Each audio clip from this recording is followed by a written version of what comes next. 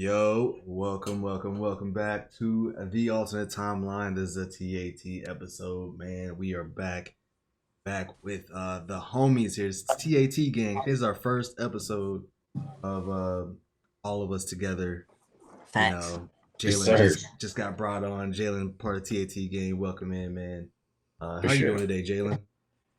Oh man, beautiful Sunday, man. Beautiful Beautiful Sunday. Sunday, right? We usually do our Sunday lives, but we're gonna do a whole episode today, and Oh then yeah. we also, for the jam-packed episode, had to bring my man Jam into it as well. You know what I'm saying? Rocking a Secret War shirt.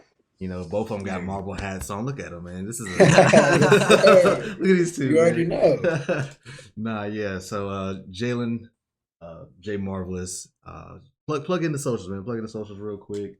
Oh man, Instagram, Yeah. Twitter, X, and TikTok is JYX Marvelous. YouTube JYX Marvelous, and my Twitch is JGaming927. That is right. All that will be in the description below. Jam, you heard of me on all socials. Go ahead and plug your stuff into it. Yes, sir. Like he said, you heard of me on all of the socials. I'm on pretty much everything. Right. Twitch is my main platform.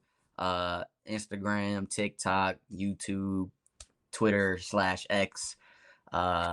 You name it. You name it. You name it. All right. All right. So yeah, the gang is in here. All of that stuff will be in the description below, along with the website and the Discord as well. Join the Discord. All of us in there. Love to talk this nerdy stuff, man. Super smash that like button. Subscribe to the channel. This is the Alternate Timeline YouTube channel. And yeah, that's how we gonna start it off. We're gonna jump right into this episode. We have a lot of things to cover. A lot of content has been coming out recently. We have not yet to give our Spider-Man 2 thoughts. This is definitely going to be spoiler, since it's been 2 weeks now, a week and a half, 2 weeks Yeah. basically. Yeah. So yeah, it's been 2 weeks now since the game has came out. So we will be talking about Spider-Man 2. We'll jump into Loki, season 2, episode 5. We'll talk a little bit about episode 4, but mainly episode 5, and then the finale. Give our thoughts on what's to come. And then we'll jump into a lot of the MCU stuff that's been going on lately. I'm sure everybody's been hearing about it. The Variety article, all that kind of stuff. So where the MCU stands right now, we all have thoughts. Stay tuned. It could get a little spicy. Don't worry about it. It could get a little. We're gonna share our thoughts on it. It's gonna get spicy. Oh yeah. Stay tuned. But like, Yeah.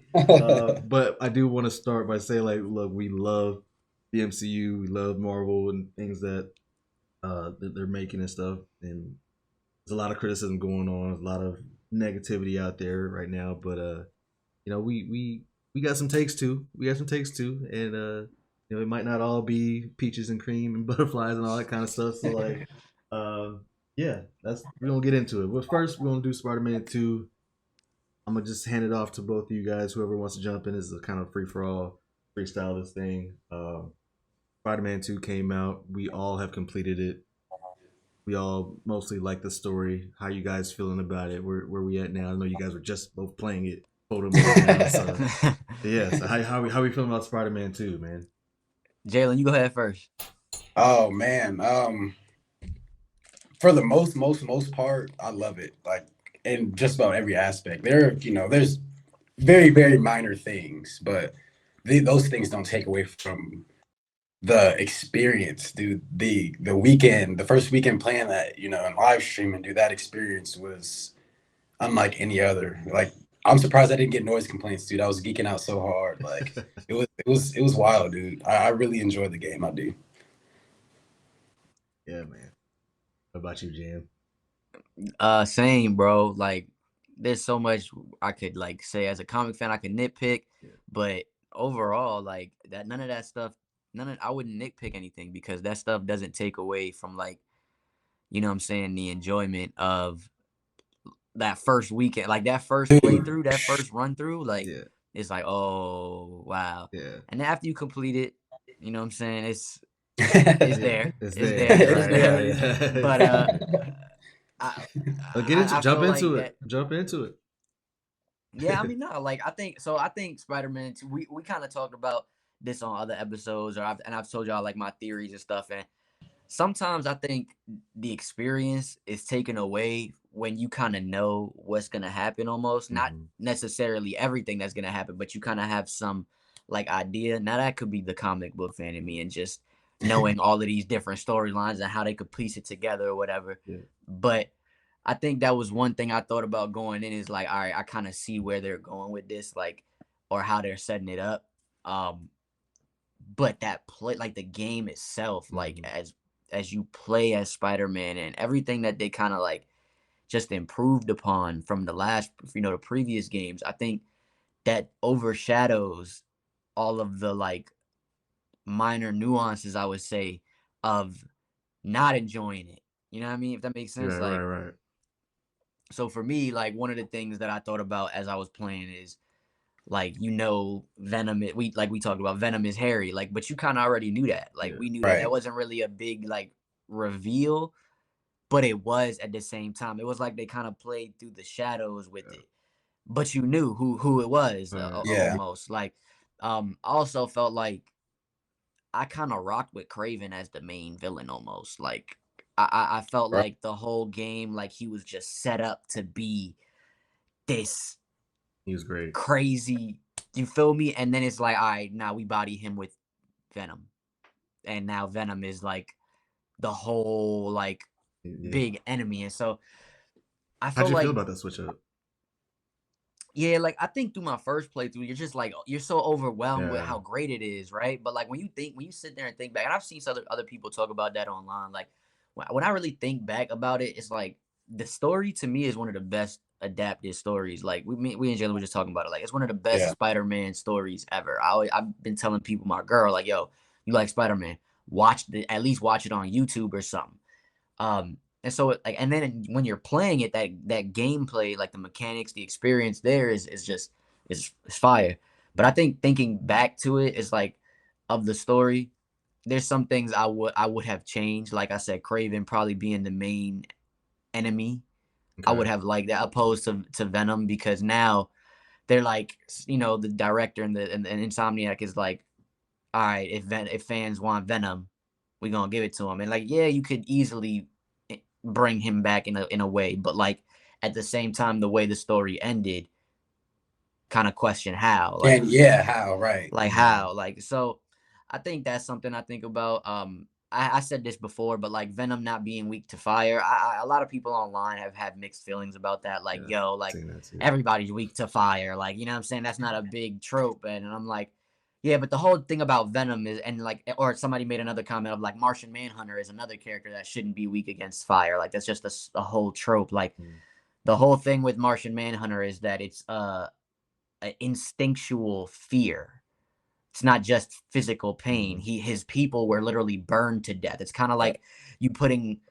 I'm not going to even say actually an analogy I was about to say in my head that we're not going to say that on live. We're not live, are we? No, we're not live. Recorded. Oh, well, I'm still not going to say it. That was just going on in my head, but it's like an instinctual fear for him. You know what I'm saying? With Venom, same situation. The symbiotes fear light, like they fear that heat. That reminds them of the sun because of Null dying in the sun. So it's like an instinctual thing. At the same time, like I understand as a comic book fan, so why some people would hate that. Me personally, it's kind of cool to watch Venom walk through that fire. Is kind of cool to see him have more of a unique sense of just the sound being his weakness. I'm conflicted because a part of me is like, yo, that's cool. Fuck it. Like, excuse me, like cool. I'm in there. But like the other flip side of me is like, like I don't like that. So that's something I was a little conflicted with, but I don't let that take away from my experience, you know what I'm saying, of enjoyment of the game. So there's things like that I could keep, going on the list. I will say one thing that I would bring up that I feel like really bothers me, and I can't let this go. I don't like that they killed 6 of the Sinister, or 4 of the Sinister Six. 6 of the Sinister. Like, I didn't like that, the idea of killing the Rogues Gallery. I'm not a big fan of that. Like, in comics, characters come back, and most of it being off screen.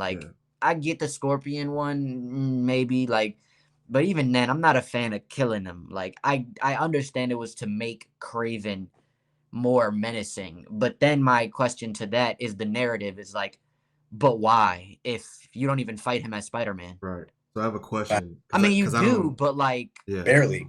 I have a question because I don't know this part of the comics, especially with dealing with Spider-Man and his villains.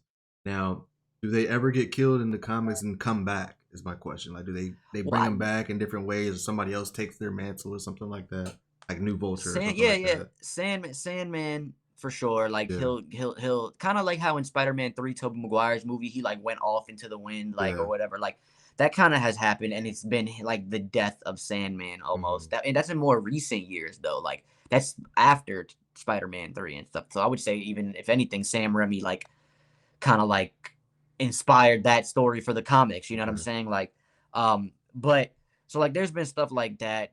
Vulture's granddaughter being a bad guy, but then like she's good now, and then like she's like a love interest to Miles. Like that's been a thing. Like, Yeah. but Scorpion has died, came back as Venom.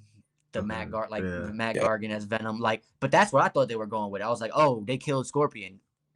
Cool, like that makes easy sense. It lines up. Scorpion Right. comes back as Venom, like, but now it's like, all right, it's not just Scorpion. You killed Rhino. Like Rhino literally is cool with Miles. Like he's literally pals with Miles in the comics. Like they have no qualms. Like Right. Miles and Rhino helped save Rhino's niece. Like you know what I'm saying? Like him and Electro. Like Electro is another one that is kind of like, all right, Eaters. you know what I'm saying? They all right. Mhm. Shocker, like both of the spider. Well, they didn't kill Shocker. Actually, I don't think. Right? It was I don't think. just No, I don't think they killed Electro. Shocker. I think Oh no, it was Shocker. It wasn't Electro. It was Shocker that they killed it was Shocker. because they had the Shocker the Yeah, his Oh mask. mask yeah, on yeah, him. yeah, yeah, yeah. It was Shocker, Rhino, Vulture, and Scorpion. Yeah. Yep. So, and Shocker So technically is a Sinister Six, but like, yeah, I think that. I mean, if they find out a way, how do you feel if they find out a way to bring some of them back? That's my question. I Like, wouldn't. would you still not like them killing it off in the story? I would. Yeah, I wouldn't even want them now to bring them back. Like I feel like that Okay. would kind of be like, yeah, like Vulture, give me his granddaughter. If anything, like Okay. Scorpion, you could bring him back with Venom, like easy. Yeah. That's an easy tell. Like it has to be or at least I don't want to say accurate because none of this has been accurate, right? But like Right. it has to make sense Yeah. to the story right. for me. Like to bring Rhino back, like after you just bodied him and he has no ties to like, bro, he was in Spider-Man 1 and he played a big part in Spider-Man 1. Like Right. I thought the whole buildup of in this game was gonna be all right. Like at the end of the game, you and Rhino kind of have some like at least with Miles, you have some like kind of understanding because in the first game you're in fear of him because you don't have spider powers. You're like trying to get away from him, and like that's that whole fear of the character. Mm-hmm. Then when in Miles Morales, like you take him out as the bad guy who beat the crap out of Peter. Yeah. But then later on in that game, you fight him again, kind of like as the bad guy who's being used by Roxxon. Right. Yeah. And he even understands that. He's like, all right, bro. Like, and he gets put back in prison. You kind of like, I feel like this game should have led up to that understanding with with Miles. So for me, killing him off is like, don't bring him back. You already ruined that storyline for me with Rhino. Scorpion, like I said, maybe with Venom. Vulture, no, you got his granddaughter. Shocker, how? Like I wouldn't even like. There could be a new Shocker because there always is. Like you know, Right. the guy takes the gloves or whatever. But like, just I guess for me, it's more so like you did that to make Craven feel menacing, but he feels more menacing when you're doing hunter bases or like the hunter drones. Like once you have that black suit on and you're genuinely fighting Craven, it's like, bro, I'm ready to wash you, bro. Like I'm ready to wash you, bro. Like I'm playing in the hardest difficulty for my first playthrough, and I'm ready to like, yeah, he killed me maybe like 2 or 3 times. But like once you figure out the patterns, it ain't God of War where I'm like, bro, I'm struggling, bro. Like it ain't Ghost of Tsushima. I'm struggling. Yeah, like no, bro. I'm like in that joint. Like, all right, Craven, what's up? What's up, Perry? I got you. What's up? Like web. Slow you down. Like right, slow him down with the webs. I get the question. Like I feel you. Like it's like, how would I feel bringing them back and stuff? Like, yeah. But I like my stories, and we talk about this all the time with other stuff, the MCU, things like that. I like my stories a little bit more constricted to just that one. Like tell a story within the story. Yeah. Or like, or don't just leave it so open-ended to where, and I'm not saying that they did that with this. I don't think they did that at all, but I don't like that whole idea of, well, they could come back through this like multiverse thing, or like they could come back because comics can just bring people back. Right. Like, Okay. nah, bro. Like we have, they're real characters who we get attached to for a reason. Like, Gotcha. and so that was just one of my qualms, I would say, about that. Doesn't take away from the game. I still would, honestly, if I had to rate Spider-Man, and I'll probably close it out with this. If I had to rate Spider-Man, I would give it a 9 out of 10, 9.5 out of 10. Like, it was that great. Like, in that experience, in that moment, you're like, you could go back and nitpick anything. So that, for me, is why I would say it's not 100%, 10 out of 10 from perfect. Gotcha. Yeah. Jalen, what about one of your qualms with the game? What do you got? Something that was like, didn't sit right with you for a second.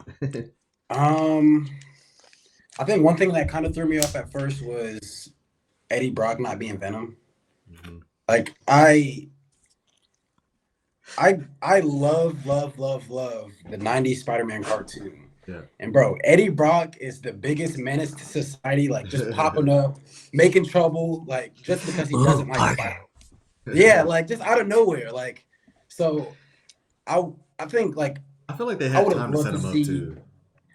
That's what I'm saying. Like, if bro, they do the game, like maybe they do. Hopefully they do. He was in the first game. Well, his like byline. Yeah. And right, so he exists. Yeah. So, I mean, my thing is mainly, dude, there's literally no in-game content. Like none. Yeah. Unless you save all the side stuff. That's two qualms. I'm gonna let you cook though. There is no in-game content at all. With this game being as fun as it is, like, dude, they should have been. There were so many villains. They could have just set stuff up to where, you don't fight them during this, but you fight them after they realize that the symbiotes are gone or Craven is gone or something. Like, they could have set that up. They they literally break out of the rat. Like, yeah, bro. Yeah. So it's like, I think that's probably my biggest thing is like, dude, but I mean, like, and swinging around in photo mode, that's great fun. Don't get me wrong, but I would love to have more people to beat up after the main story, like, and more stuff to do, like more story, like. So, I think that's probably my biggest thing, and like I'm with Jam, like I'll probably give it like a 9.5, just because of those few things, you know what I mean? But and those few things matter, like right, exactly, yeah. I'm right where you guys are at with those 2-3 things that you guys said being my biggest things as well. But like, I guess if I had to pick one that's different, I would say just giving me more combat stuff, giving me more options and different takedowns, stuff like that. It's like, for a game that you have to continuously beat up villains, especially like hordes of villains like that, like, it can look repetitive, but like, I appreciate they put some different things in there, some different animations. I just think like you almost have to like go crazy with the different animations in combat with the tons of villains that you're fighting at the same time. That's my only little nitpick, but it's still beautiful, gorgeous game, and I love it. But so go ahead, Jam. I do want to play devil's advocate. You have a lot, but you have to switch the suits out.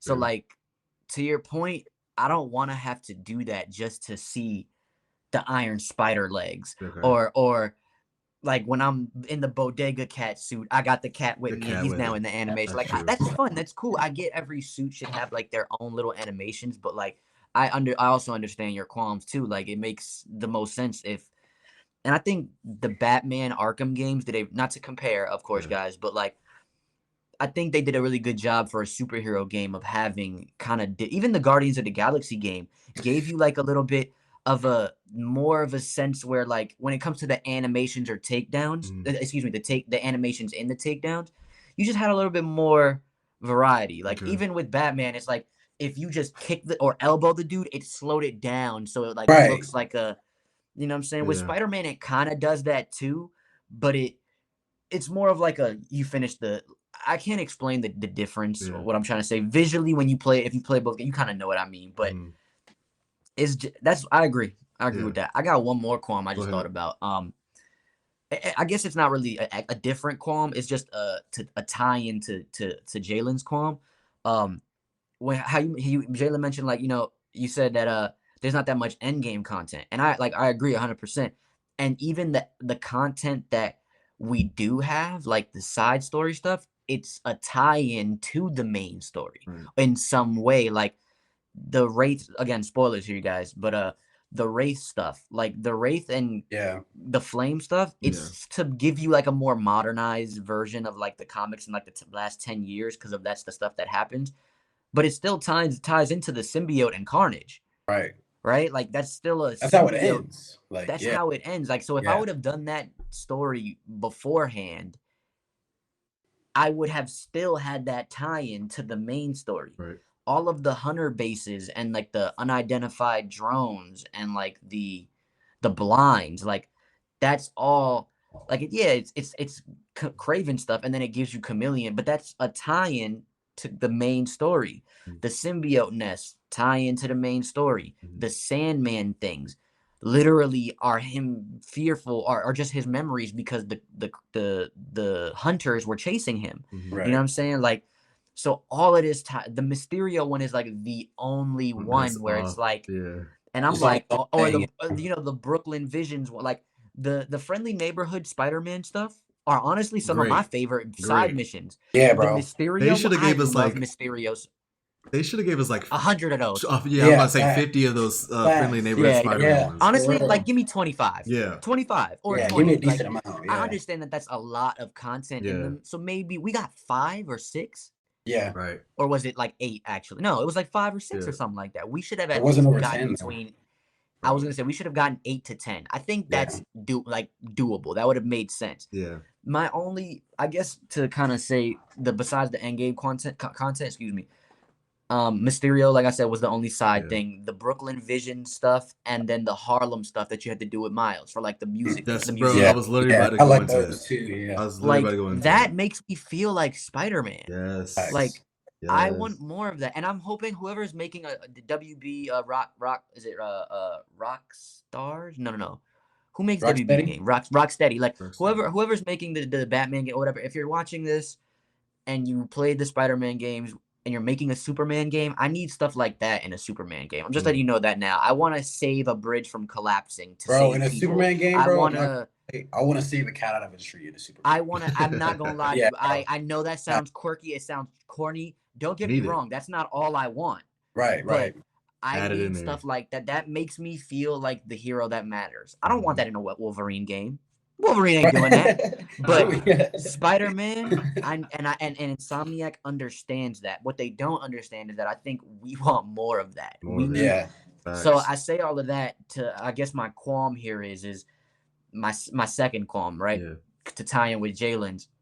And I'll kind of close my Spider-Man spiel off.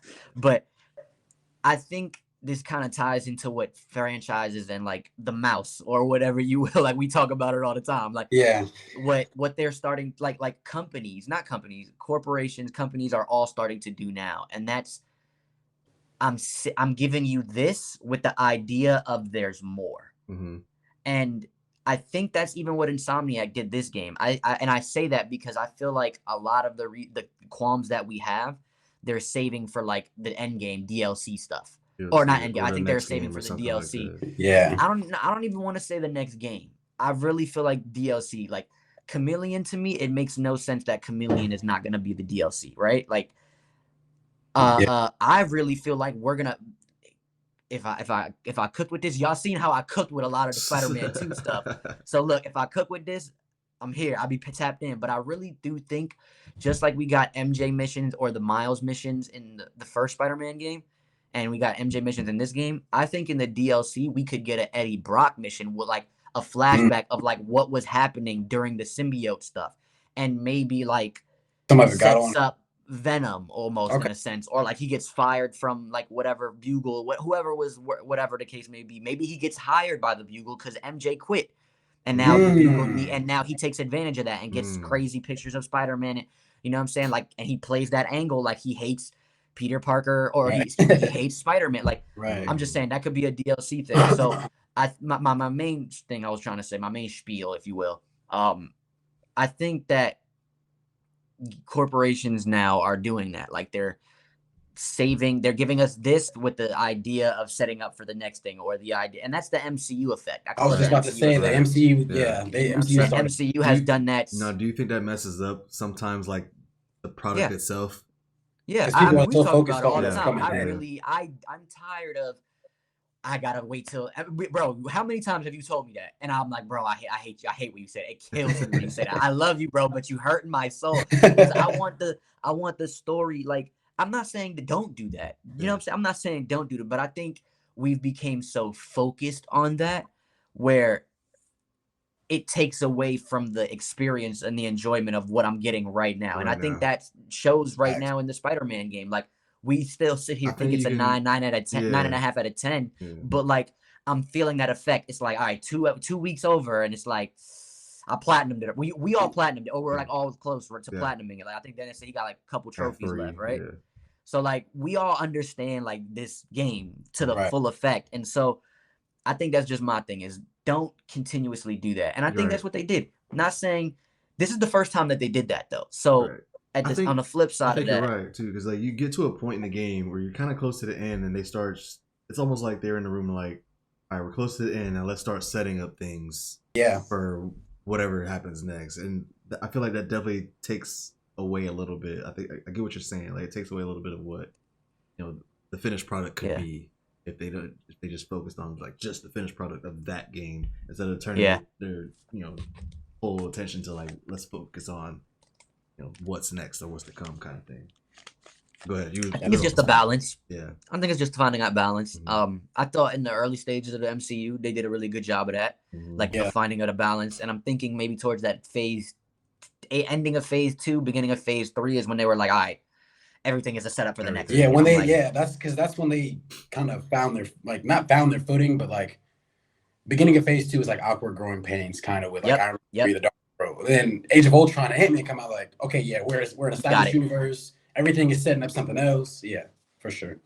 I also feel like it's weird. I mean, maybe we could talk about this afterwards, or maybe you could edit it. I'm gonna say this. I was gonna say maybe you could edit it like as a segue or something. But I was gonna say this is a perfect segue because, like, I think that plays effect into our experience with the MCU now. To be quite honest, like, we literally just talked about this. Like, phase 4, everybody's complaint. I loved phase 4. I like the whole idea of setting up new characters and in a new world. Dennis, I think you helped me a lot with my perspective on it, because a lot of my perspective was like, bro, where, like, how mostly everybody's was or is even now. It's like, bro, where are the connections? Like, how does this fit into the bigger scheme? But I like your perspective a lot, and you helped me with mine. Like, think of it as a comic book. This is a comic book world, right? And just like a comic book, if this is not for you, don't watch it. Like, you don't have to watch this for it to make, like, I don't gotta watch Ms. Marvel to understand Moon Knight. I don't gotta watch Shang-Chi to understand Wakanda Forever. I don't have to, like, so I like that aspect of the MCU. But at the same time, I think because of the ending of phase 2 and phase 3, we've had that interconnectivity in this connected universe. Fans have been like kind of force fed, or like we've been eating, we've been like cooked, we've been feasting, right? Like, we've been appreciative of as fans, and we've gotten accustomed to it to the point where it's like, all right, now we want that. Like, what do you mean you're not doing that? And now, even to my point, even further, like to where we're at now in phase 5, they announced Marvel Spotlight, and I'm like,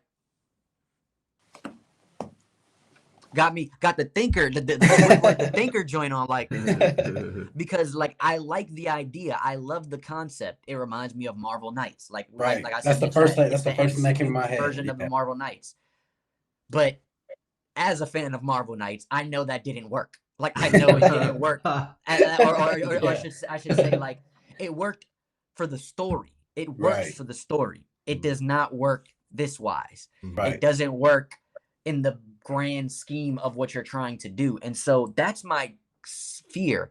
And they're announcing like things like Echo is going to be a part of that. My question is, so because of how connected Hawkeye was, does that not count? Like, or I mean, Shang-Chi was a grounded story. Like, does that, I mean, it wasn't grounded, but it was a character focused story. Does that not count? Like, do all of these stories that we kind of have that don't tie into other things, like Blue Knight Iron Man was- 1, does that not count? Yeah. Like, does that not count Yeah. as a character-driven story? So, like, that's kind of my question and concern and worry. I love the idea and the concept, but I think because of all of these things I mentioned, you know, we've been accustomed to the connectionness of the stories. And then on top of that, now they're trying to pull back on that. I'm just a little. I just got questions. Right. I just got questions. We all do, and we're gonna jump heavily into the MCU stuff in a minute. I just want to finish the last few things on Spider-Man 2, because we were all streaming it at the same time, tuning into each other's streams, and like I loved seeing your reactions on some of these great moments. Yeah. So I'm gonna start first real quick. I just want to get you guys' favorite moments in the game, because mine so far was actually mine. I had two. So mine was also the Miles Morales, Lee teaming up together, Yeah, getting bro. Peter his thing, like that anti-suit, like was so crazy to me. And I watched both your reactions on it. I was like, man, it was amazing. Bro, Jam's reaction was priceless. Priceless, bro. priceless. They cook, they bro. cook. They cook. bro. And then the other one was what you were saying, the friendly neighborhood Spider-Man, the museum thing, from Miles in Harlem. Like that was amazing to me. I spent time in that museum too because I didn't want to like move forward. Me too. I literally sat there and read like everything that they were trying to show me because I was like, this is amazing. I proofread it, but I definitely was like looking at every single one. Yeah. Like I was in there Right, yeah. watching every. Like I was in there. Because I knew that like once this mission was done, I'm not gonna be able to go back to it and like, you know what I'm saying? Because that's something I wish also at the end game, like you go back to some of these places or go back to Miles' home or Peter's home and just kind of like be there, you know. You can't even I replay looked for mission. I looked for Peter's home yesterday, or was it today? No, yesterday, and I couldn't. I was Couldn't like, you find can't it. really even. It's Yeah. nothing. It's not even on Yeah. the map. Same with Miles. It's not on the. Well, you only go back to it once you beat that mission for Harry, the EMF stuff. You go Mhm. back to it and to get that You get the suit, yeah. the suit. Right. So I want to get you guys' favorite moments, you know, that you guys enjoyed the most. I go with you. One of them was definitely the Martin Lee creating anti-Venom almost. Yeah. I mean, that's kind of comic accurate. Yeah, Like, Yeah, it I was was- just, yeah, literally. That's what I'm like. that's I didn't what even was put like- two and two together. Like, It was. It's not like exactly like that, but it was, and it works. Like I rock with that. Right. So I thought that was cool. I really loved. This isn't a comic thing or anything like that, but the fan in me really loved every fight that Peter had with a symbiote or like against somebody while he was wearing the symbiote really makes me like, those are probably my favorite moments besides from the friendly neighborhood Spider-Man things. Because I love that like idea of like you saying hurtful words and they are actually what you really think. Mhm. Yeah. But you're like, it's like coming from a anger lens. Like I have to deal with that a lot all the time. Like sometimes I'll say something I don't mean, or my girl will say, like, you know what I'm saying? And we like gotta sit there and deal with that. And so like I loved that because it was like, bro was saying, like, she was preaching, like when she was screaming, bro, She was going off. and she was talking about him paying the rent, Bro. and like him like or like paying the mortgage, excuse me, and like paying like not having a job, and like, bro, just like having to always like maintain him. And I was just like, and then on the flip side, when Peter was talking to Lizard, and he's like, this is why your family left you, because you're too weak to control the Lizard. And I'm just like, bro, when he's fighting Miles, bro, and Miles is literally talking from the heart, but he's still talking crazy to Peter too. He's like, bro, you over here talking about you a better Spider? You don't even answer my calls. Like, who do you think you are? You almost killed MJ. Like, who are you, like, really? And Peter's like, nah, like, you think you're better than me? You think, and I'm just like, and this is all real thoughts. These are all, it's like when you have drunk thoughts, but they're like so right. Yeah, exactly. Yeah. And I was feeling that. So to me, that's probably my favorite. I mean, I'm getting excited just thinking, talking about it now. But that's probably my favorite moments beside the. So I got three. Let me get you three. Let me get three. Go ahead. Those friendly neighborhood Spider-Man joints, man. I didn't get a picture of the first one that I really, really wanted, and that joint was I think it was Howard or like the grand. I don't no Howard. Dude, at the park where you're sitting at the park, and he's like, have you ever been in love, Spider-Man? Dude. And I'm just like sitting there. I'm like, wow, this is some of the heaviest. Bro, I'm getting chills just now. So, like, it hits you so at home. And then the pigeon one, I'm like, bro, like my man Howard, bro. Ah, R.I.P. Howard, bro. Bro, R.I.P. So Howard. those friendly neighborhood between those three, the friendly neighborhood Spider-Man missions, the interactions with the symbiotes, and like the emotional interconnectivity between the characters, and then what was that? What was the first one that I said? The that you said didn't you like? Oh, the Martin Lee Yeah, Martin Lee, yeah. and Peter or Miles getting Peter out. Those are all of our mine. reactions were crazy. Yeah. Yeah, bro. What about you, Jalen? Oh man, so number one, Miles with Martin Lee, bro. That is like some of the top tiers. That just inside his head, and then he's like, Spider-Man, get up. And he's just Oh yeah, he's like, get dude, up. so good, bro. That was crazy. Bro, I love that he said Spider-Man too, because like Lee was right there. Like, right, it's like, you know, it's like if you are Spider-Man type, yo, that joke. Fire. Man. I don't want to say the same stuff as y'all, but it's just so good. It's okay. I mean, you and me were both doing the Spider-Bot thing at the same time. We had a pretty good reaction to that. Oh, Scene, yeah, so. that was fire too, bro. That was fire. There's so many good. Okay, so I'm gonna say Martin Lee.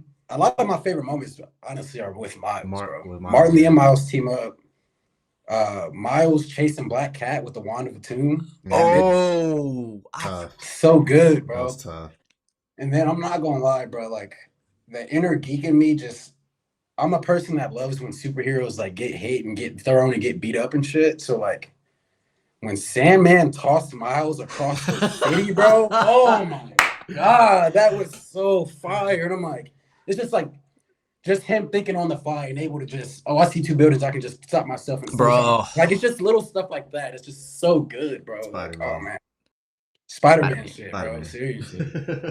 So I also love that scene. That was the perfect Spider-Man, or like, Spider-Man. It was the perfect Spider-Man scene to start the game. Right, yeah, like, literally. I need help. I need your help with. He goes to the bathroom and he's like, Mr. Parker, I need your help. And he's like, you sure this isn't something you can handle on your own?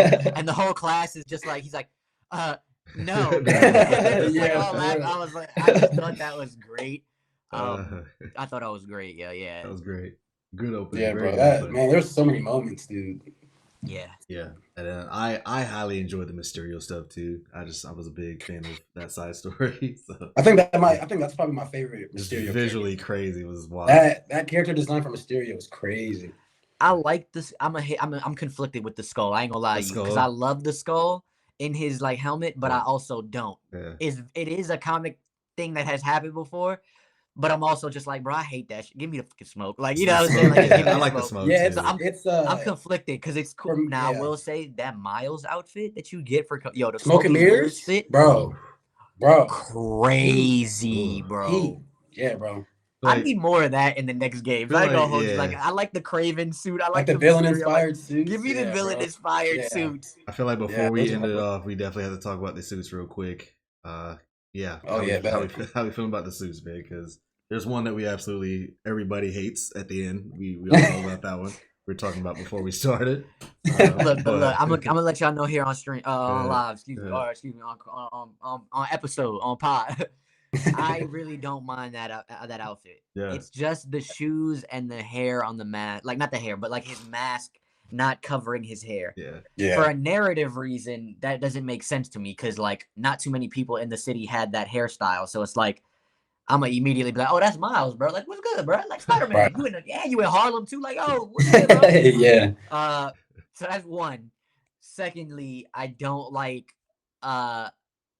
don't like the shoes on Spider-Man. I'm a big onesie guy on Spider-Man. Like, I say that with a grain of salt, because on Into the Spider-Verse, it makes sense, and they cooked. They cooked so well with that outfit. They let it get to their head now. It was Jordans. It was J's. Yeah. It wasn't Adidas track runners. Like, bro, I'm not. I see the Adidas look cool. Like, they look cool if I was to buy them. Like, if I'm trying to work out in them. I don't want my Spider-Man in them, Jones, bro. Like, so that's my qualms on that suit. Yeah, bro. I have the same issues, dude. That's probably like I have suits that I like more than others, but that's probably one of the few suits that I like. I like the suit, but like you said, bro, it's just the mask and the shoes. Yeah. Even if they like put the hood up, that would. I like the Spectre suit, actually. The Red cool, Spectre suit. You like, don't see his I'm not a head. Well, no, you see the dreads dreads coming but out. He's got it covered. But he got both And he of them got them covered. painted too, like Yeah. or So like it's- spray painted. I would say. Yeah. I think he might have actually just dyed them. He Like for died. that Yeah, costume, he they might have dyed them. died the tips. Tips. That's what I was thinking. Like I was like, because I didn't know. I was like, if do you think that like in my head, narratively wise, I'm like, so every time he puts that fit on, like, does he dye that every single time? Like you feel me? Like that's a long time. Like what if there's a crime and ladies getting mugged right now? Like that's what I was like. Right, You gotta like. But I like that fit. I don't know. I don't know if I like my Spider-Man having the like the face covering. I like it in concept, but I'm okay with also maybe his hair sticking out and it's just I don't know. That was, but I like that. I do like that fit. Got you.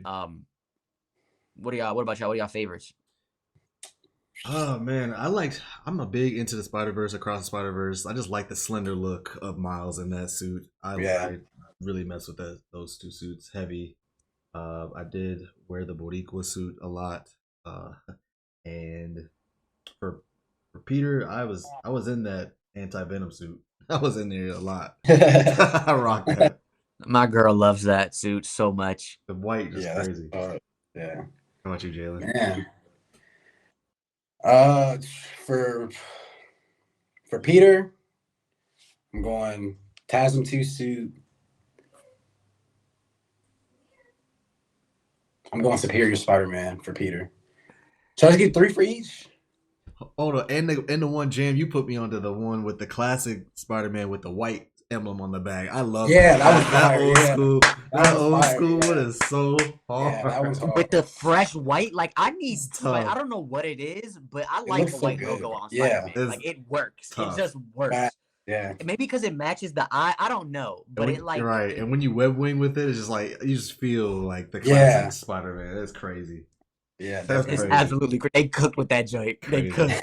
They were like, yo, you know what? We need something simple. I look, I'm a big fan. That's me. I'm gonna tell you, I'm a big fan of like simplistic like designs and like concepts. Like that's why I really like sidebar, but I really like Haley's artwork in the game. Like she is an artist, or I mean, obviously, like it's like somebody really designing that stuff. But like whoever's doing it, kudos to them because like her art is like it's really like what it says it is. It's like modernized, futuristic.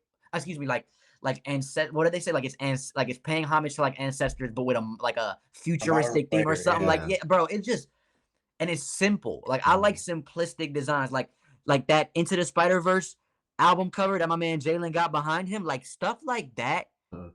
Oh yeah, is literally crack to me. Like that is like it's so simple. It just works. That's my favorite little tidbit. Yeah, I hear that. You have any more suits, Jalen, before we move on?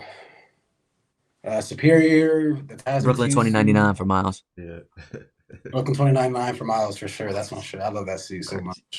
Crazy. And that goes with you, like with the simplistic, like just give me an all black suit and just give me an accent of a little color. And like it just works so well. Like I don't know why. But for Miles, Brooklyn 2099, obviously the Spider-Verse suits. I feel like it's like a crime if I don't say the Wakanda suit, the Black Panther.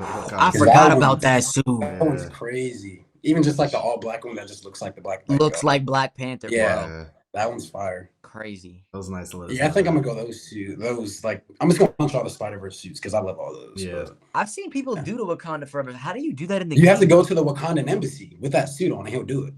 Oh, really? I didn't know. See, that's one thing. That's another thing. Another qualm I'll get back to real quick. I wish that they marked like landmark locations. Like, I want to know where the Sanctum Sanctorum is. I want to know where the Empire State Building is. Like, I mean, you can kind of see where the Empire State Building is on the map, but like, just mark it. Like, I want to know where that is, and it doesn't have to be anything. So just writing.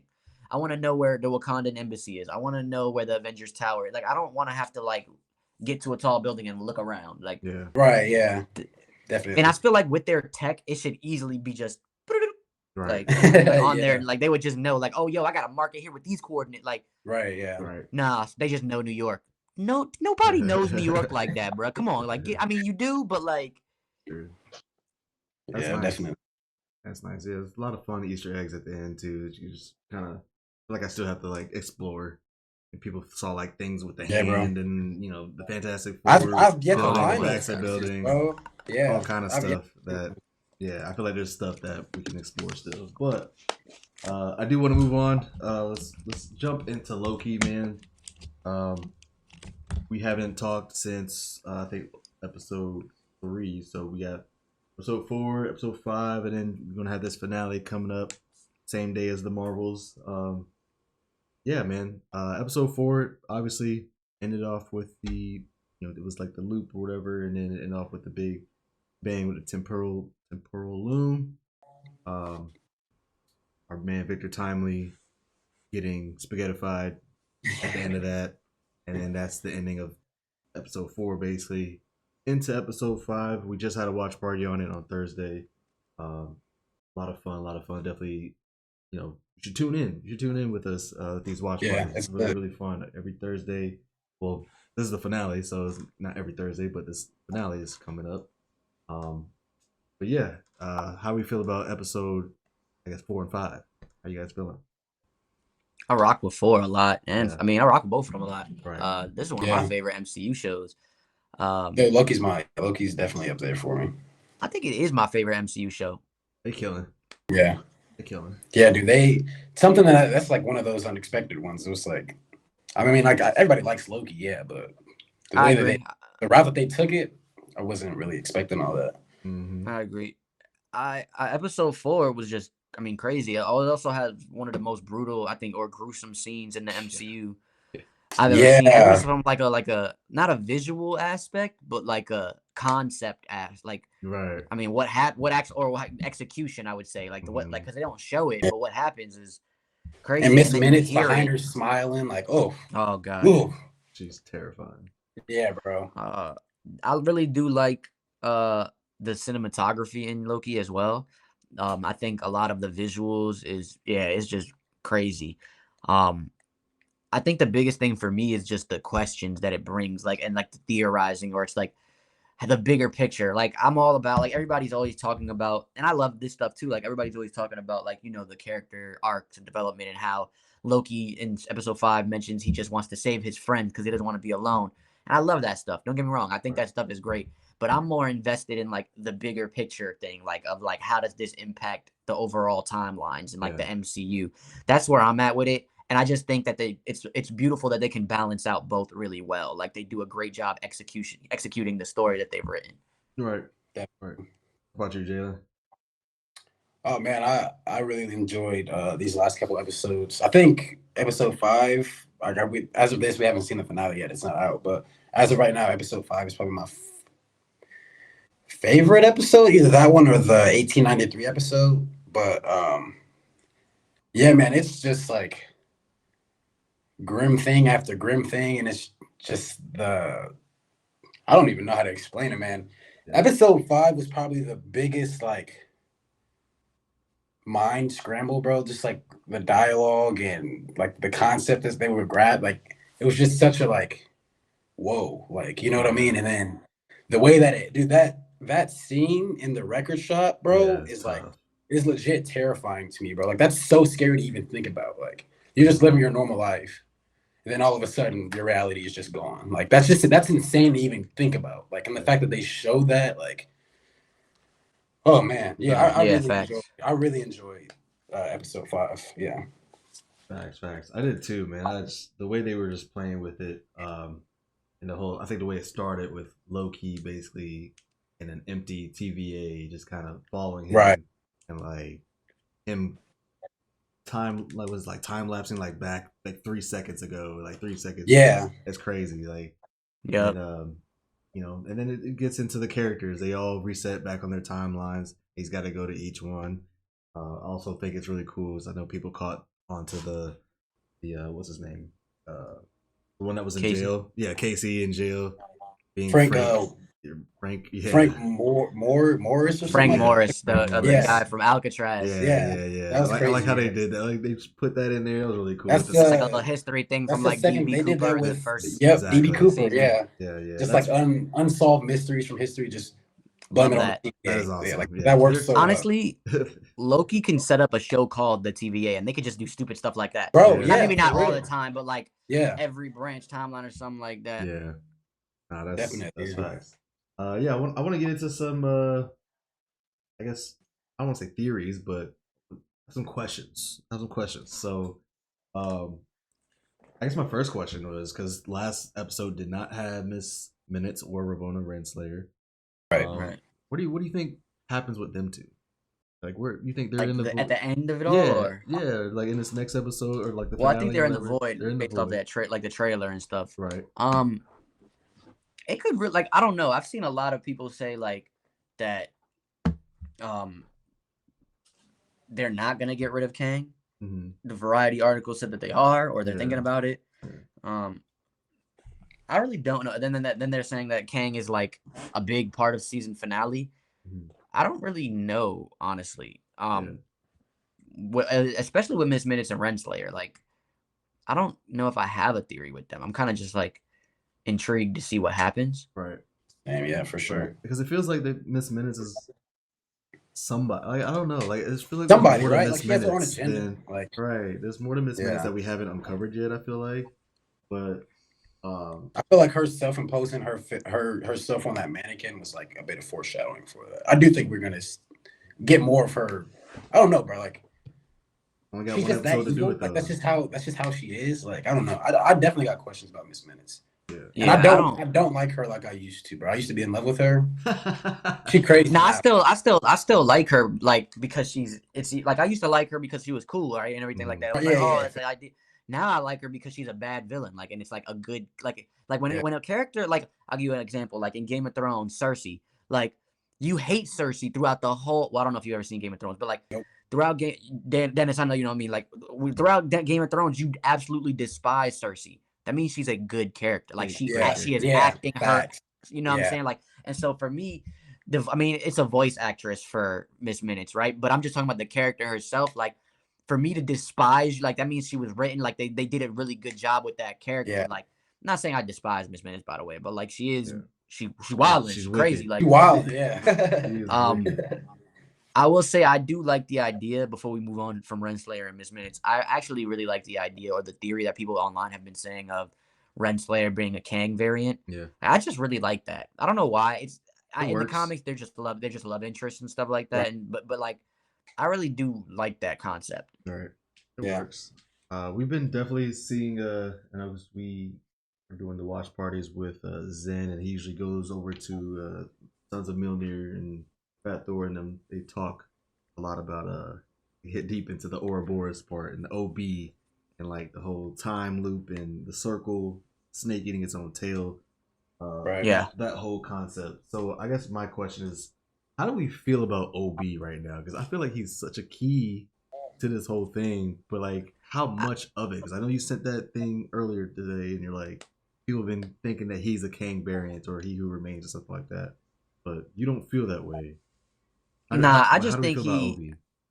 I personally think he's just there to help create the TVA. Like I think he was the one. I think he was like almost like the architect.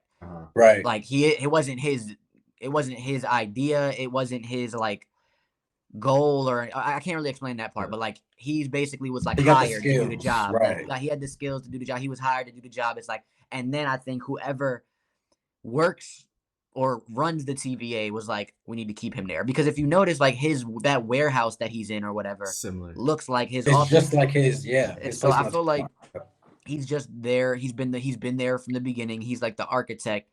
But I think that's all it is. I think he just helped create the TVA with who was there, and I think he remembers some things, but he doesn't remember everything. Right? Gotcha. Like that's kind of how he was. I will say, to backtrack real quick, when you were talking about like the OB stuff and like the snake biting his tail, I mean that's kind of what I thought from once the temporal loom exploded. Mm-hmm.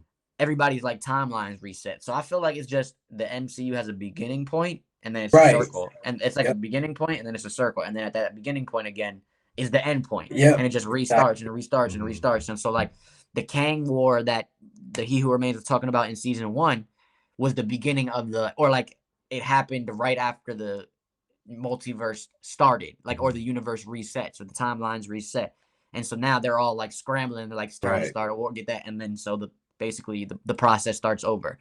And so I feel like the only thing OB really has the connection to that is just whoever is in charge sees that OB has the tools to get to basically create the TVA and get it all lined up the way it needs. It's gonna be a forever cycle for him, no matter who. Yes.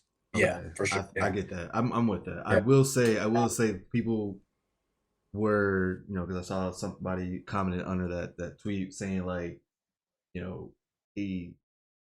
that Victor Timely, hates partnerships and stuff, but as soon as he like met OB, he was like willing to work with him and stuff. Like he like jumped at working with him and stuff.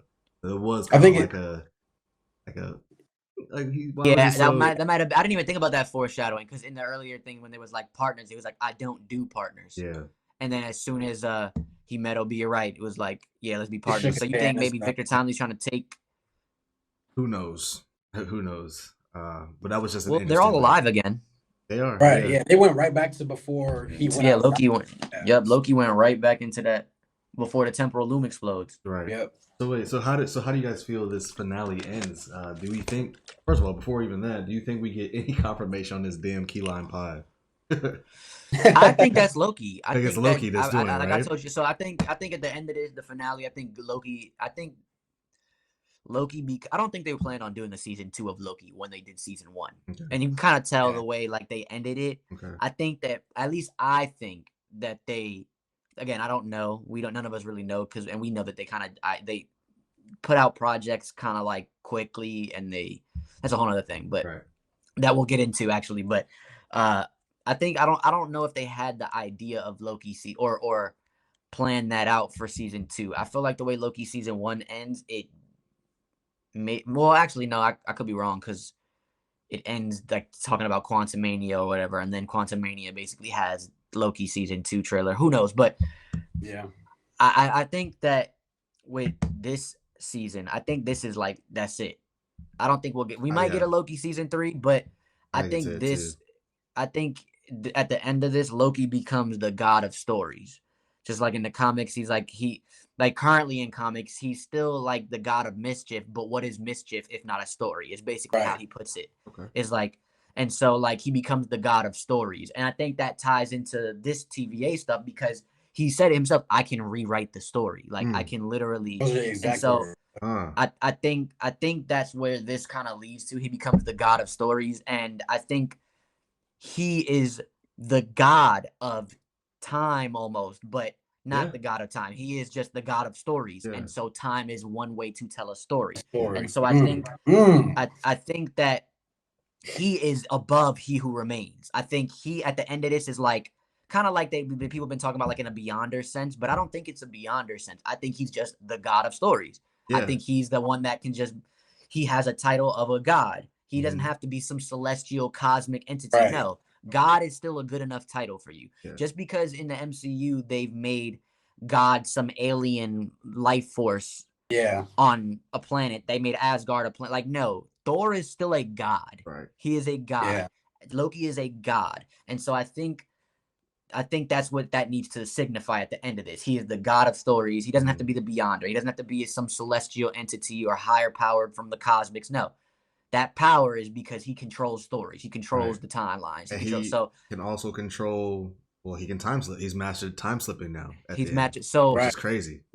What I think is, just because that's the thing, like he could pop up wherever, whenever in the comics. I think he becomes the god of stories, and I believe that because of his emotional connections with these characters, he basically puts them back. I think.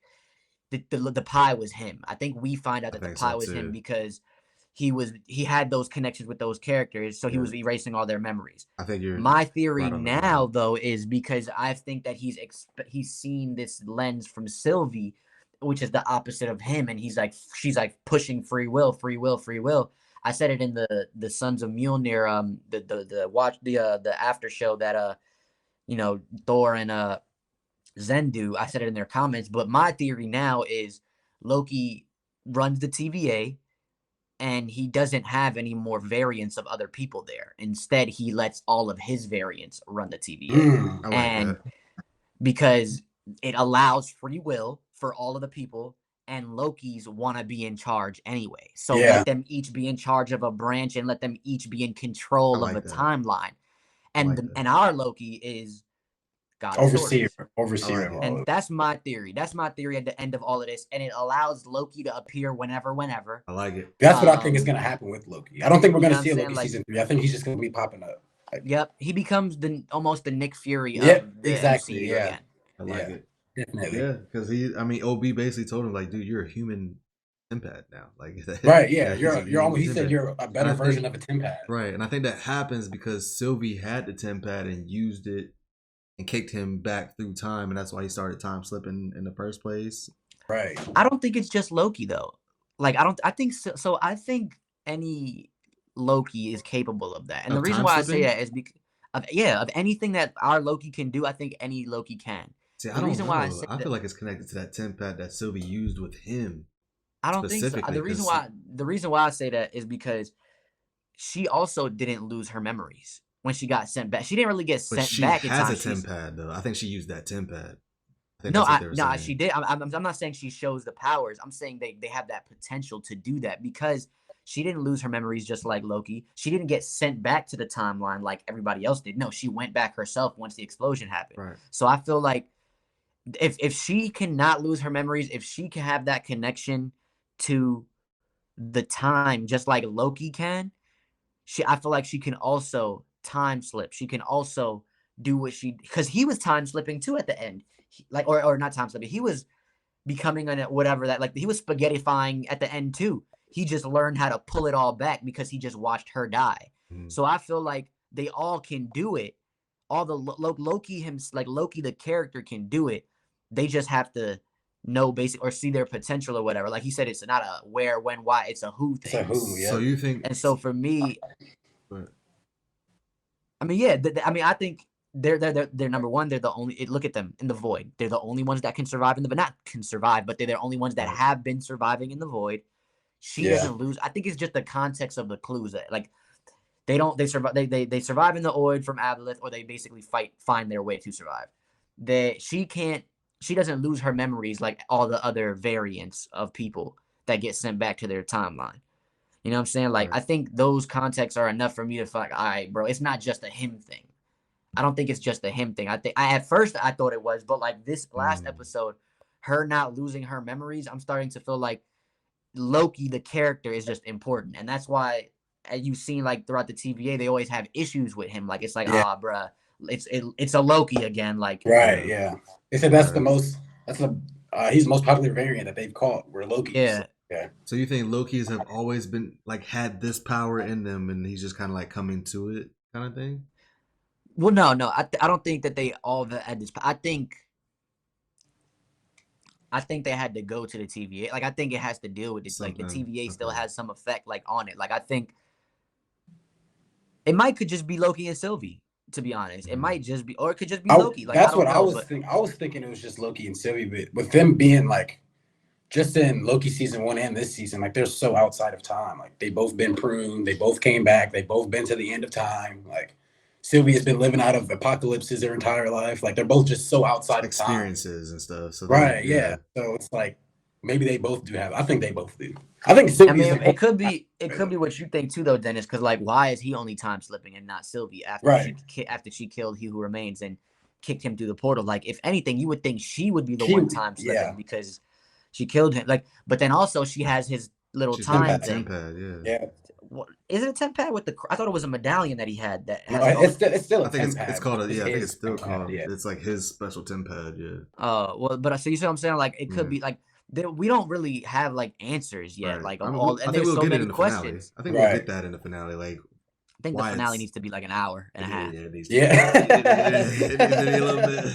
For real. If it's like 45 minutes, I'm gonna be Yeah, they're not gonna be able to touch on all that stuff. Yeah, they're not gonna. 45 all our questions won't get answered for sure. All right, man. So they need to stick the landing. I guess I was gonna say, Go ahead. Speaking of the ending, I was gonna ask one last thing. So before the finale, like the end of the finale, do you guys feel like it ties into anything, or like I've said like it'll tie, not like a direct tie-in, but like Easter eggs or context is what I mean. Like, I'm thinking Deadpool 3. I'm thinking that's the only other thing that can make sense for me at this point. Yeah, like, they get word of this. Maybe this What If going around. Bro, what if coming out this year or no? I don't know. Season 2. I don't know. Is What If a part of the continuity, or is it? I think so. It's just I think different so. universes, It's just right? different Like, stuff. It's just one-off universes type deal. Like, I think. Right, because I different mean, the times. Watcher was said in. anything I about don't know if you guys seen the Groot things, but the Watcher was in the Groot, like, and it was Yeah, Jeffrey Wright, like, yeah. So, and it was our universe, like, Right. so I am our Bruce, yeah. 616. You know what I'm saying? So it's like, how does this work? Like, if he's seen the other universes where that Infinity Ultron and he had to fight that thing, like, does that not? I see what you're saying now. You Yeah. say, like, so I'm I assuming see What you're If would saying, tie yeah. into Loki, right? Like, Yeah. I get what you mean for sure. Yeah. and maybe that's all I need right there, personally. Like, all I need at the end of Loki season finale is like the Watcher just looking at, like, that's all I need. Just give me that. I'm like, oh, Yeah. bigger universe stuff. Like, that's all I need. Like, sometimes I think they'll give us something. Like, you would think that the Watcher would like have ends with the TVA. You know what I mean? Or like He Who Remains or something. Like, they would nah, because he just watches. He can't interact. So yeah, that's true. Yeah. I feel like, if anything, when all of this stuff has been happening, no, we should have at least seen, like, bro, like, peeking down the blind, yeah, like the little cosmic cloud or something. Like, he's like, oh, yeah, for sure. I see what they got going on over there. You know what I mean? Like, yeah.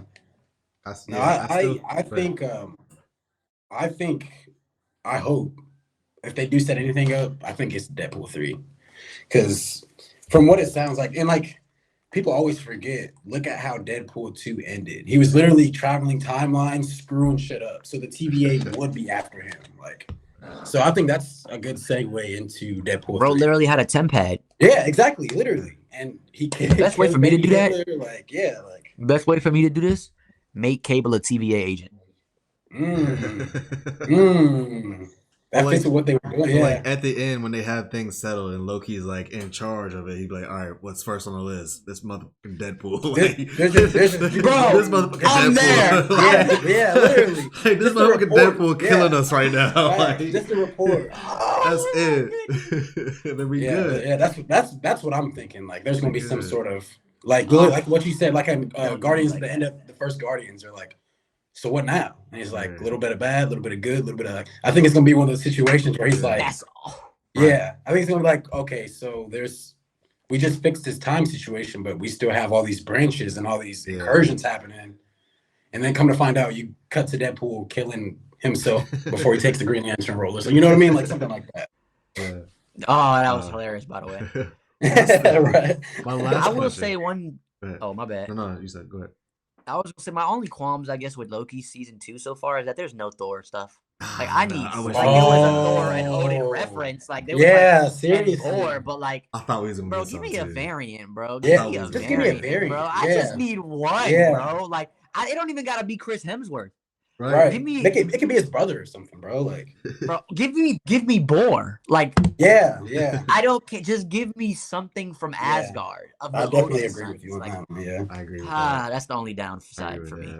I guess my last question about Loki and the Kang stuff is like, okay, so how do they jump from, if there is a Kang dynasty, Kang war coming, like why does it happen? I guess my question is, when or how does that happen from what's happening in Loki? Like, how do you go from this to he does save Loki?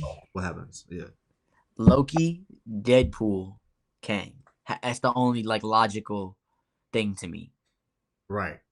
So you say Deadpool would be the reason. So whatever happens in the Deadpool movie is what sets up the Kang multiversal war, is what you're saying? Yeah, I think Loki, because Mobius is in Deadpool 3. Right. So my thing is Loki, like kind of like Jalen said, like Loki's in charge, and he's like, all right, what's first on the list? And it's like Deadpool, like we got, or he's like, this guy has been going around like the universes and killing himself and others, like, you know what I mean, like whatever the case may be. And that leads into Deadpool. And then at the end of Deadpool is like we have this huge like incursion or something that might free Kang or like free or something like that. Right. And then the ending of that is like the beginning of Kang Dynasty. And Kang Dynasty starts with him getting free and like getting this plan together. And then Loki comes to the Avengers. He's like, yo, like Kang got free. Like that's my let me cook. I like that. No, Deadpool is definitely going to screw something up in his movie. For sure. Like, he has to. Yeah. He has to. He's gonna screw something. Gotcha. Yeah, man. We Or like the TVA comes to Deadpool like to capture Kang and like or like I don't know about that. Because if Deadpool and Wolverine are fighting each other, I don't know what that's gonna be. Oh, and they also said Logan is still canon to Right, yeah.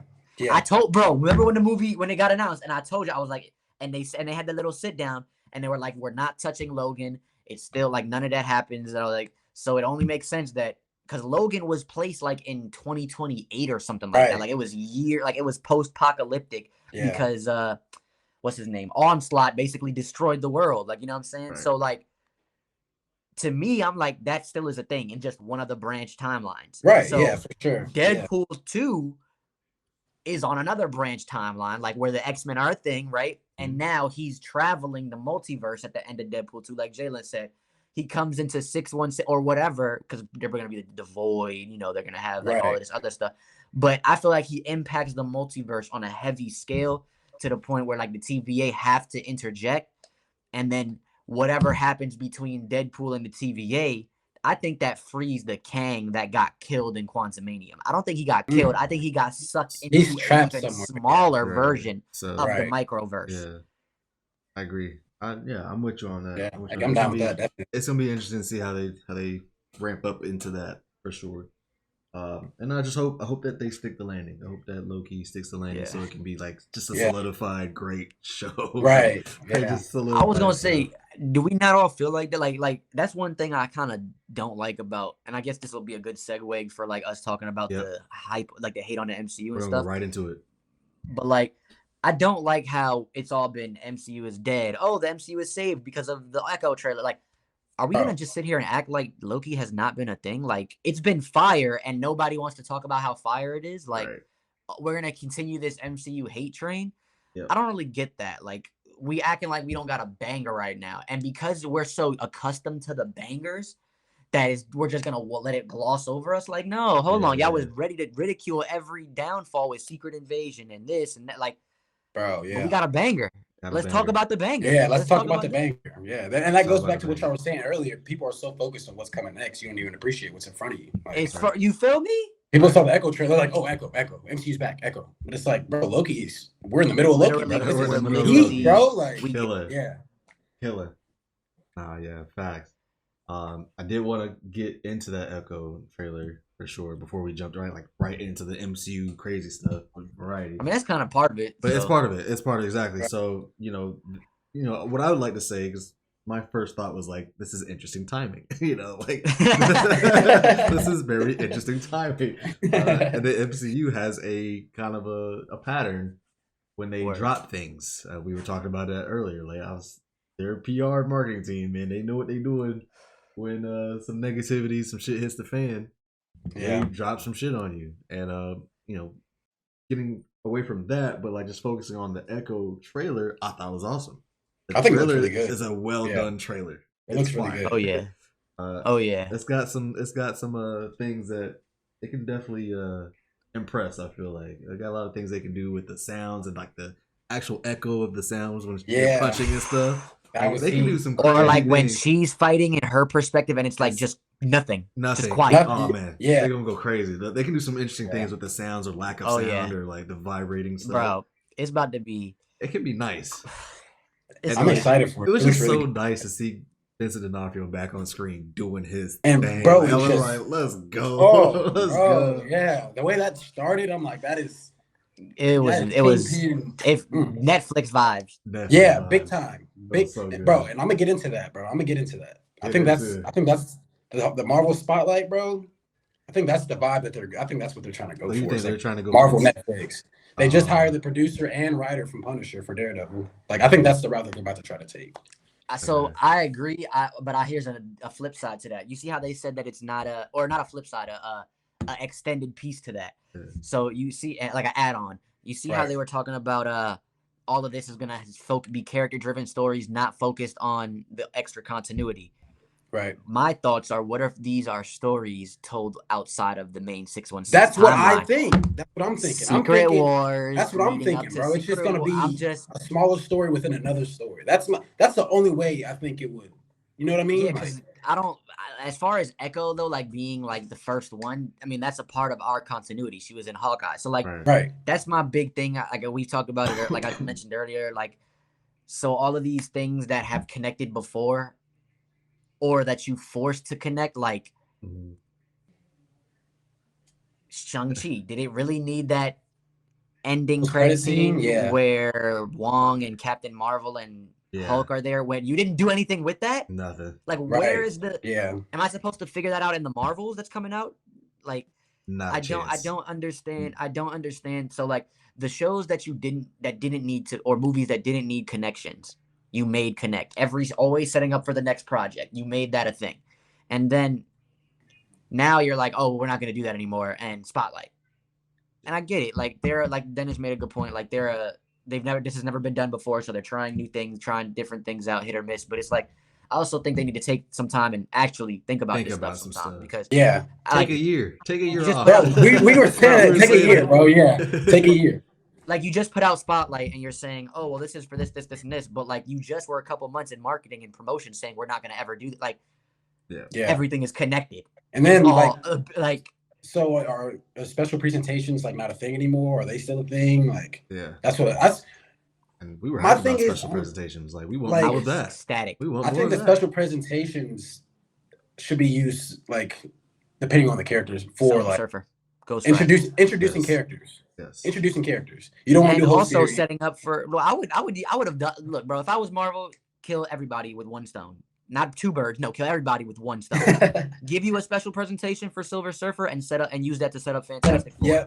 Literally, that's the easiest in the world. Like, you use Ghost Rider special presentation to set up Midnight or something like that. Like, a lot of people have that misconception because of that one comic page that was a poster that came out that wasn't even a comic book, of the Midnight Suns with Blade in it. Doctor Strange, like these characters aren't Wolverine. They're not. They're not a mid. And then the video game made it worse. Venom. Those aren't Midnight Suns, bro. Now they're probably gonna take a bunch of that stuff and make a Midnight Sun squad. It probably will be that freaking poster that's not even a comic book thing. But regardless, give us the Midnight. Give us a supernatural. It doesn't even have to be a supernatural team, but give us these characters like Blade and like Black Knight, like connected. Team them up. Give us more team ups. And I think that's my biggest thing. Like, we love the Phase 4 stuff, but what we said earlier, we've been so accustomed to interconnectivity that we want more team ups. We want more interconnectivities, but we want the stories to make sense there too. Like, again, Shang-Chi and the rings tying into what? Like, are those Kang weapons? Are those what are those, bro? Like, I don't know. That's kind of where I'm at. The team ups. The Echo. Go ahead. Well, I was gonna say the Echo trailer is very intriguing because out of nowhere, Daredevil's in it. Like, exactly. Were you not just in boot up? You literally boot up in where? And on the other side of the West Coast with She-Hulk, and it ain't like y'all had a fling like everybody thought it was gonna be based off that one episode. No, bro, you came back and met the family, bro. Like, you came back and was like spun the block for a good episode, and it wasn't just because you fought the bad guys. Like, nah, bro, the family doesn't. Yo, Dennis, are you really weak over there? Like, bro, he met the family. The family don't know you, Daredevil. They know you as Matt Murdock. I'm weak. Yeah. So now you back in the city in New York. Like, I get it. You was only on the West Coast for a client. I get that. Right. Okay, but you was booed up with Shorty and you met the fam. I don't want it. You go back, cool. Like, but you gotta have there needs to be connections there. And now you dealing with Kingpin again. So you telling me you got a hot super She-Hulk girlfriend on speed dial, and you not gonna Kingpin wilding out here in the city. You just not gonna call Shorty? Yeah, and then she's a lawyer. She's a literal lawyer. She's a literal lawyer, and he's trying to take over the city and on a legal term. And you're not gonna call her and like, yo, bro's wilding on the legal side of things. You can help me on the legal side of things while we get crazy in the street side of things. Ooh. And you don't. Like, so to me, like, that was why I was like, I kind of wanted maybe Echo to not have Daredevil in it. Maybe I think Echo should just be Kingpin. Yeah, like her and Kingpin, and set up Daredevil season, the new show. Like, maybe he's in like the last episode or whatever, maybe a cameo real quick. But like, I don't need him in it.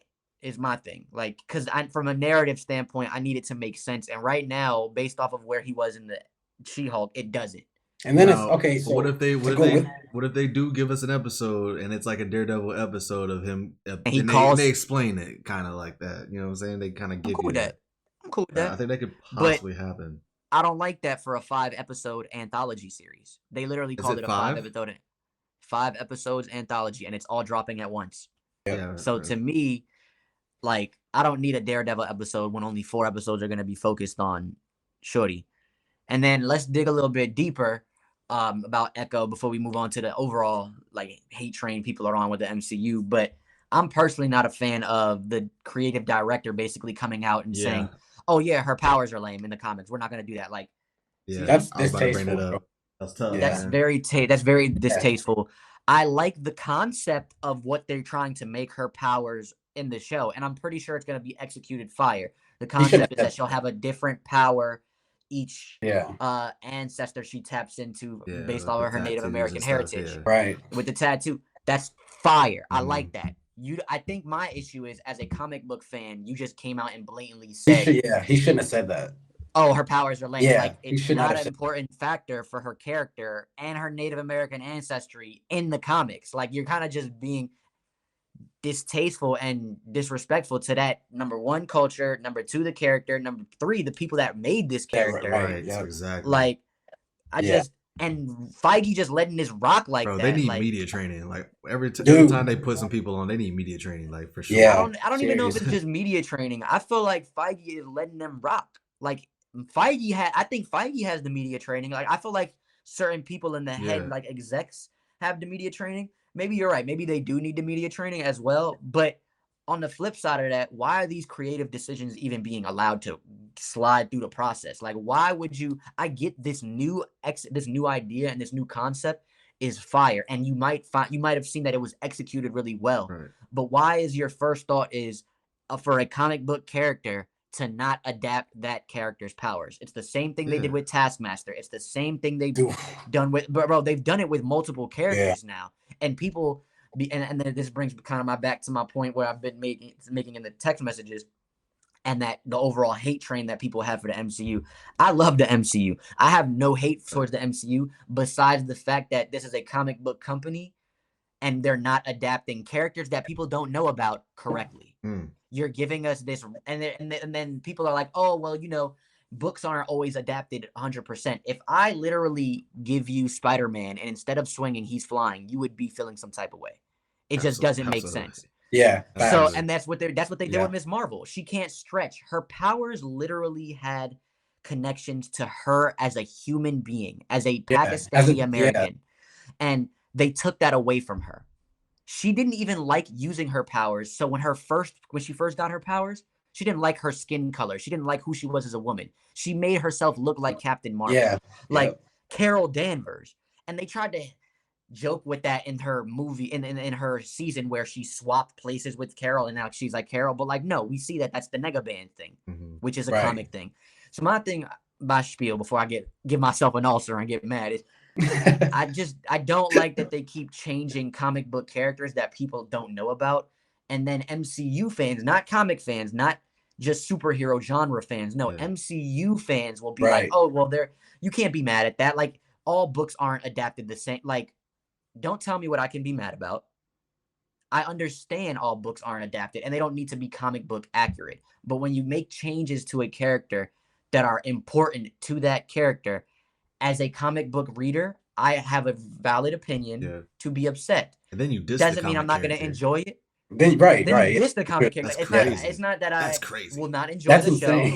It's not that you feel. It's not like I won't enjoy the show. It's not like I'm sitting here on the hate train being critical of it. No, I'm just saying, like, I'm allowed to feel some type of way. I'm allowed to voice my opinion, and you shouldn't, as a fan, be like, "Nah, you're gonna like it. Drink the Kool-Aid." Like, because it shouldn't. If you love this stuff so much, what somebody else says about it shouldn't matter to you. You know what I mean? And then on the flip side, just because I'm being critical doesn't mean I hate it. I'm literally telling you I love this stuff. Yeah. Just saying this is my opinion because I'm also invested from beforehand. Right. From the source material. Right. And so that's kind of my issue with Echo. I think it's gonna still be great. I think it's gonna hit on a lot of things. I don't know why they. And I kind of hits my. I don't know why they couldn't just add to the what she had in the comics. Like, just add Yeah. to it. Make Like, that one of her powers. Yeah, make Right, that one of her yeah. One of the powers. powers she Like, get, like, I love the Yeah. like fast reflexes, like photogenic like reflexes She's she can do. Taskmaster. Yeah, I love that kind of Right. stuff. Man. She's facts. She also got the Phoenix Force in the comics. Like, she's Right. a mutant Yeah. as well. Like, Yeah. Yeah. I don't really get that. The whole also, she doesn't have a prosthetic leg in the comics. Like, she doesn't have, Oh, she at least doesn't? not to my knowledge. I don't think. I know don't she's think- deaf. She's deaf. She's in the I don't comics. think she has a prosthetic leg though.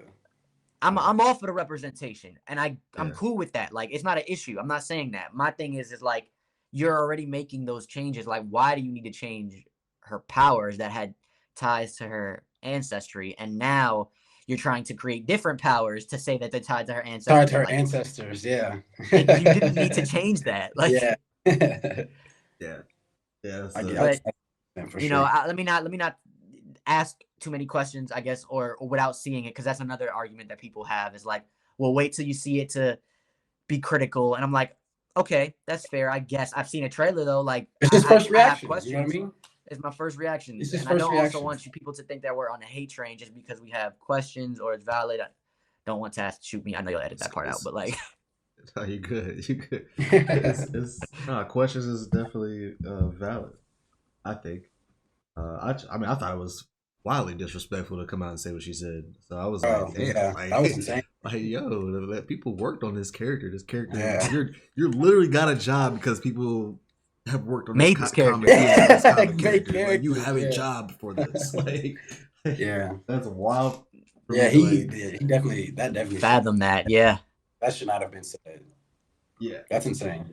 Anyways, If you thinking it, that's cool. Yeah. Don't say it. Right, just don't say Don't it. say it. Like, yeah, don't say that, bro. Like, right. or talk about that with your friends or something. Like, not a public statement. Like, Yeah. Bro said, "Oh yeah, Shorty's powers is like." Wait, like, what? that's Wait. wild, bro. What? That's insane.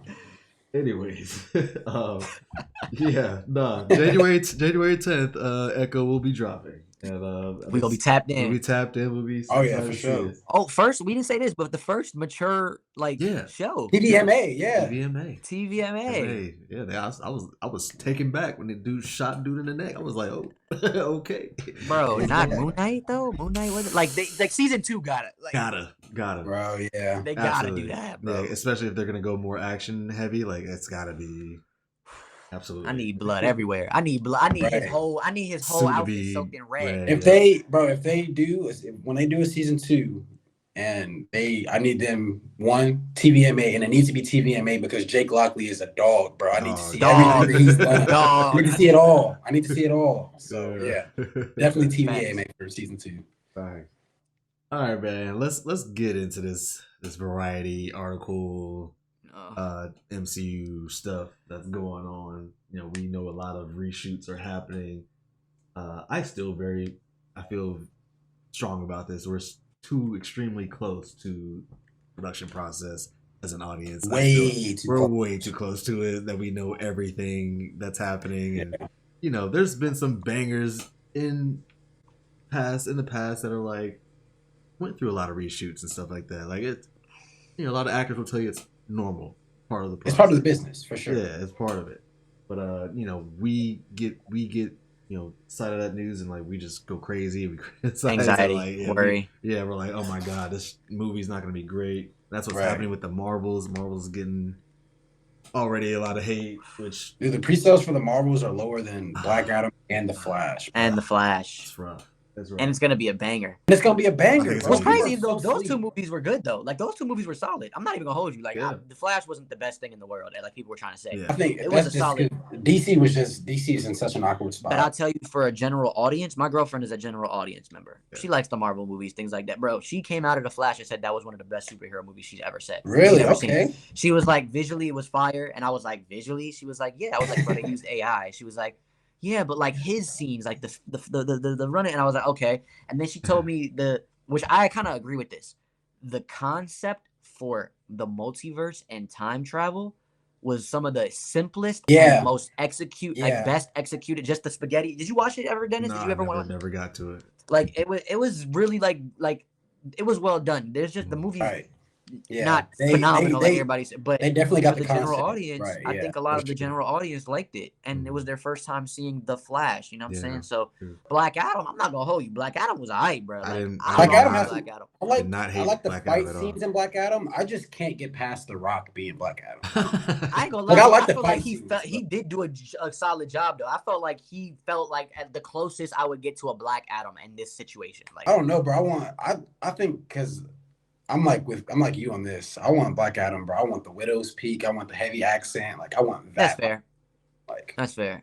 I don't know, but like I said, like the fight scenes and like the physicality was like definitely spot on for sure. Yeah. Even the effects was good. Yeah. Like literally, That's what I got a movie and I was like, that's about what I would want from a pretty standard superhero movie. I was like, right, it's just crazy. Yeah, pretty good. Definitely. And I think I brought those two up because like to go into like the Marvels and things like that. Like, it's crazy because if you like the superhero genre movie, a lot of the time you would just like the movie. Like, you're gonna like, saying, like, bro, we grew up with Ghost Rider.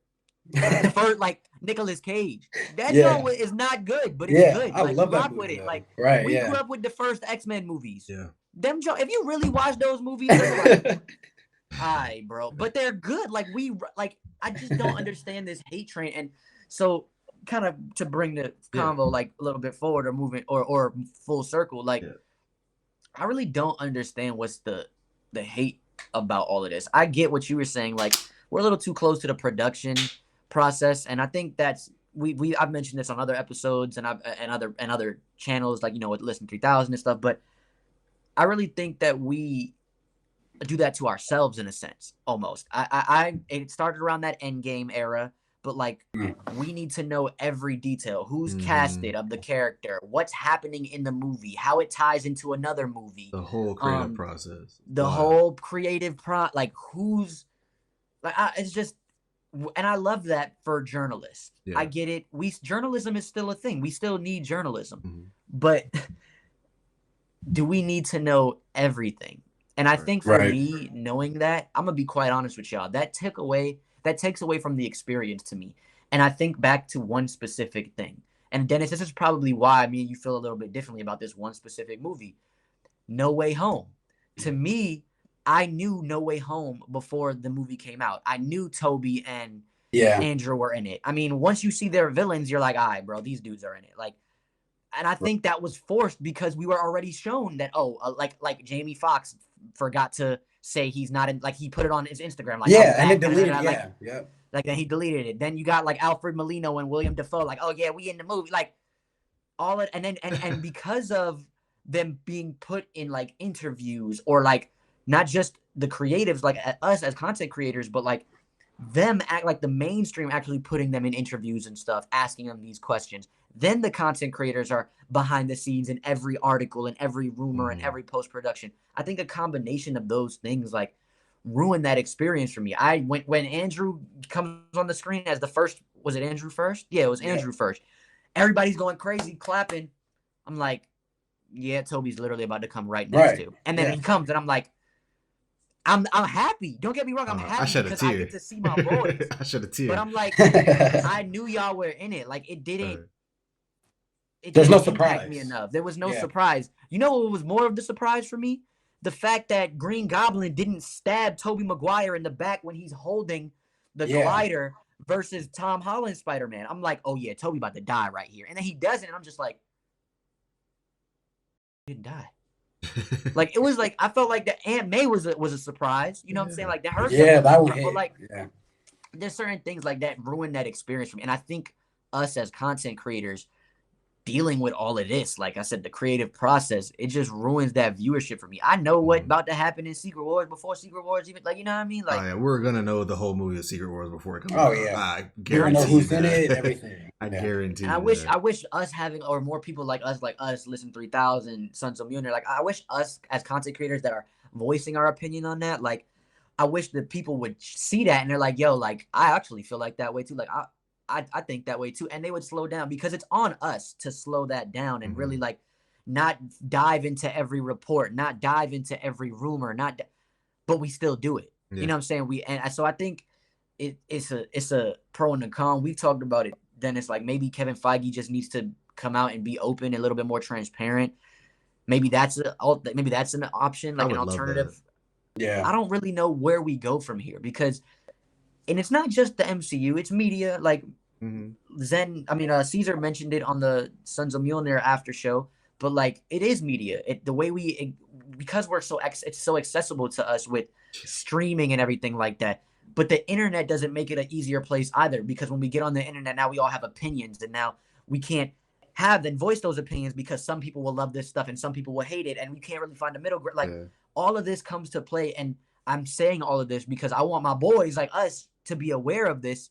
Where do we go from here? Is my like not asking y'all, like that's just the question I asked myself into like the world. Like, what do we do? How do I move now? Like, I try not to be like, you see me even changing like last few like years that we've been doing TAT, like stuff that's not super comic accurate, or like the racist stuff with America Chavez. Like, I try not even to get too attached to they're fictional characters, bro. Like, I'm trying not to get too attached to this stuff, as well as like with Spider-Man 2 feeling like, oh dang, like it's not comic accurate. Like Eddie Brock should be spent. Like, how do I navigate through this? And I asked that to you, my boy, like y'all, like TAT. I asked that to other content creators, like my personal friends, like with not just this stuff, but the world in general with media. How do we navigate now? Because it's a very scary place to be. Yeah. And I personally am trying to find that balance. I don't really know. Yeah. You know what I mean? No, yeah. I guess my thing is like, I do not go back and forth with people online. I just don't. Like when people me neither. When people start having conversations and having like, because now it's like I know it all. I know more than you, and you're right, you're wrong. Like, nobody's gonna change their minds on things. Like, I'm not going back and forth with nobody online. That's not what I'm gonna do. Positivity, right. I stay in the positive lane. I just want to talk about the content that I see, and that's it. I just enjoy it that way. What I will do is, I'll talk with you guys on this show, and we'll have our piece to say. But that's basically it, and just kind of like show it off to the world, and that's it, man. I don't really dabble in too much of like the hate and the like the back and forth. I don't understand why people love to do that.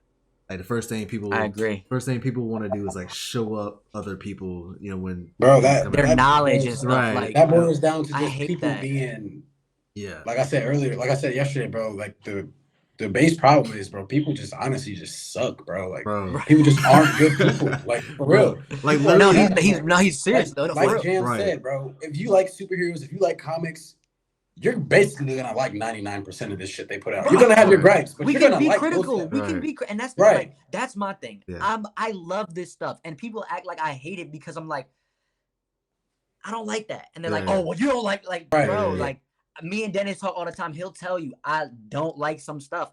That don't mean I don't like all of this stuff, bro. Nice. Like, so it's just weird that people. That's why I sent that Gene Park thing. It's like having conversations about art or like creativity and stuff like that isn't fun to me. Like, why does it have to be like, I hate this or I love this? Like, I because enjoy it's not. this. But let's talk about it. People are making it seem like it's objective, and it's not objective at all. It's not objective at all. So subjective, bro. Yeah. Oh, you just hit it on the.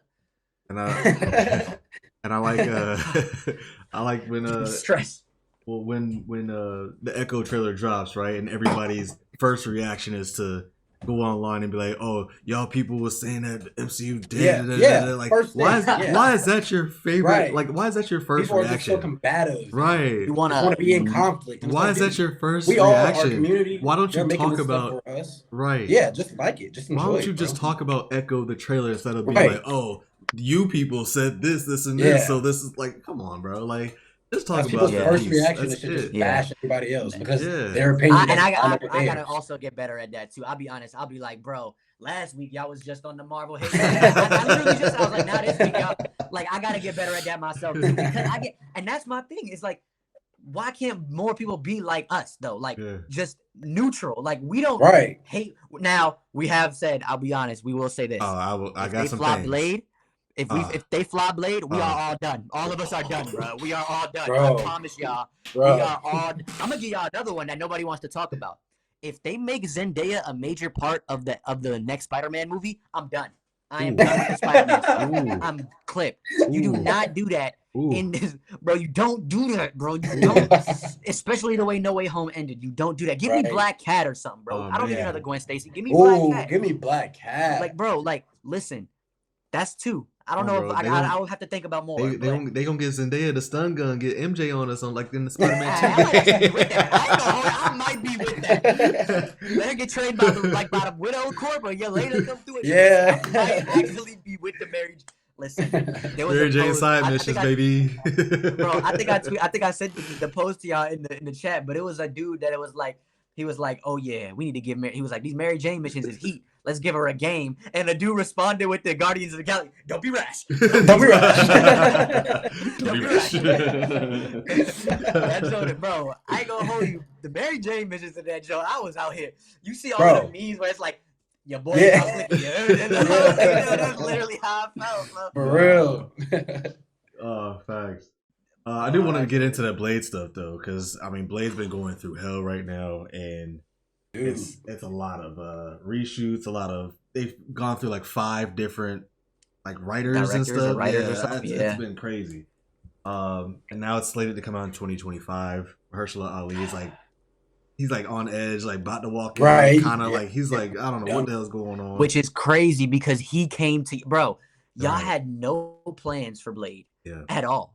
They had no plans for Blade, and Kevin Feige said he's like, I had gotten a call from an agent, and the agent was like, I got Mahershala Ali on the phone, and he was like, well, it's Mahershala Ali, I have to take it. Like, and Mahershala Ali was like, I want to do Blade, and from that, he literally Feige. This was on the stage of San Diego Comic-Con. Yeah. And Feige was like, well, when Mahershala Ali calls you, you have to make Blade. Yeah.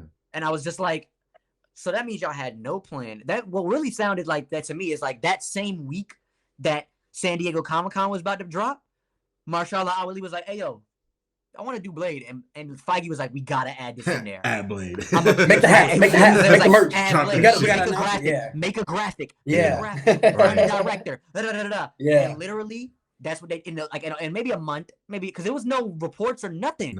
I want to say it was like a week, bro. In that same week. And what happened was they announced it, and then Feige's like, all right, now we really got to like do this, John, bro. Like, we really got to really take it. And I think that's what happens all the time. I also think that's, to kind of bring it back to the other part of the conversation of us as content creation, I think that's what Marvel's fault is. I think that's their fault also. We have our faults on how we can improve the culture and everything. But Marvel's fault is they blatantly lie to us in their trailers, their marketing and promotions. And I don't just mean like the trailer like there's something different in the movie. Like, no, the trailer like Ant-Man was like the next biggest thing for the Phase 5, and Kang is about to end. Like, when you watch the movie, it's a funny sci-fi Star Wars. Yeah. It's not menacing at all. It's like, I was hoping that like the only scene that I felt that for the first viewing was when they're talking to Scott and his daughter. No, they're talking to Scott and his daughter, and they're like, he's coming, and they're like, who? And they're like, the Conqueror. And I was like, oh yeah, I like that. And then the other one, what you were saying, when Kang is talking to them in the room and he's like in their cages, basically torturing them. I'm like, that was vibes. That was great. But that those two scenes don't make me feel like the most menacing villain ever is about to reappear. And so they lied. I don't want to say lie. That's a bad choice of words. It's a little bit like it's a little misleading in their trailers and their marketing and promotion. And then on the other side of that too is they keep announcing projects that are not even made yet. They don't have no script, no director, no actors or anything signed on. None of this stuff. We've talked about this on an episode too, but this is and I think this is a good part of that because it ties into the Marvel hate. I think that hate is naturally deserved. I ain't gonna hold you. I think like that's a big thing that I don't like. Don't tell me Blade is coming out and all you know is Mahershala Ali called you because he wants to make a Blade movie. You don't even got a director signed on. You don't got no writer signed on. Armor Wars was a fantastic come on, bro. Yeah, I don't want none of that stuff unless that joint is you have the scenes already made, bro. Right, yeah. Like, don't announce nothing until that stuff is all like.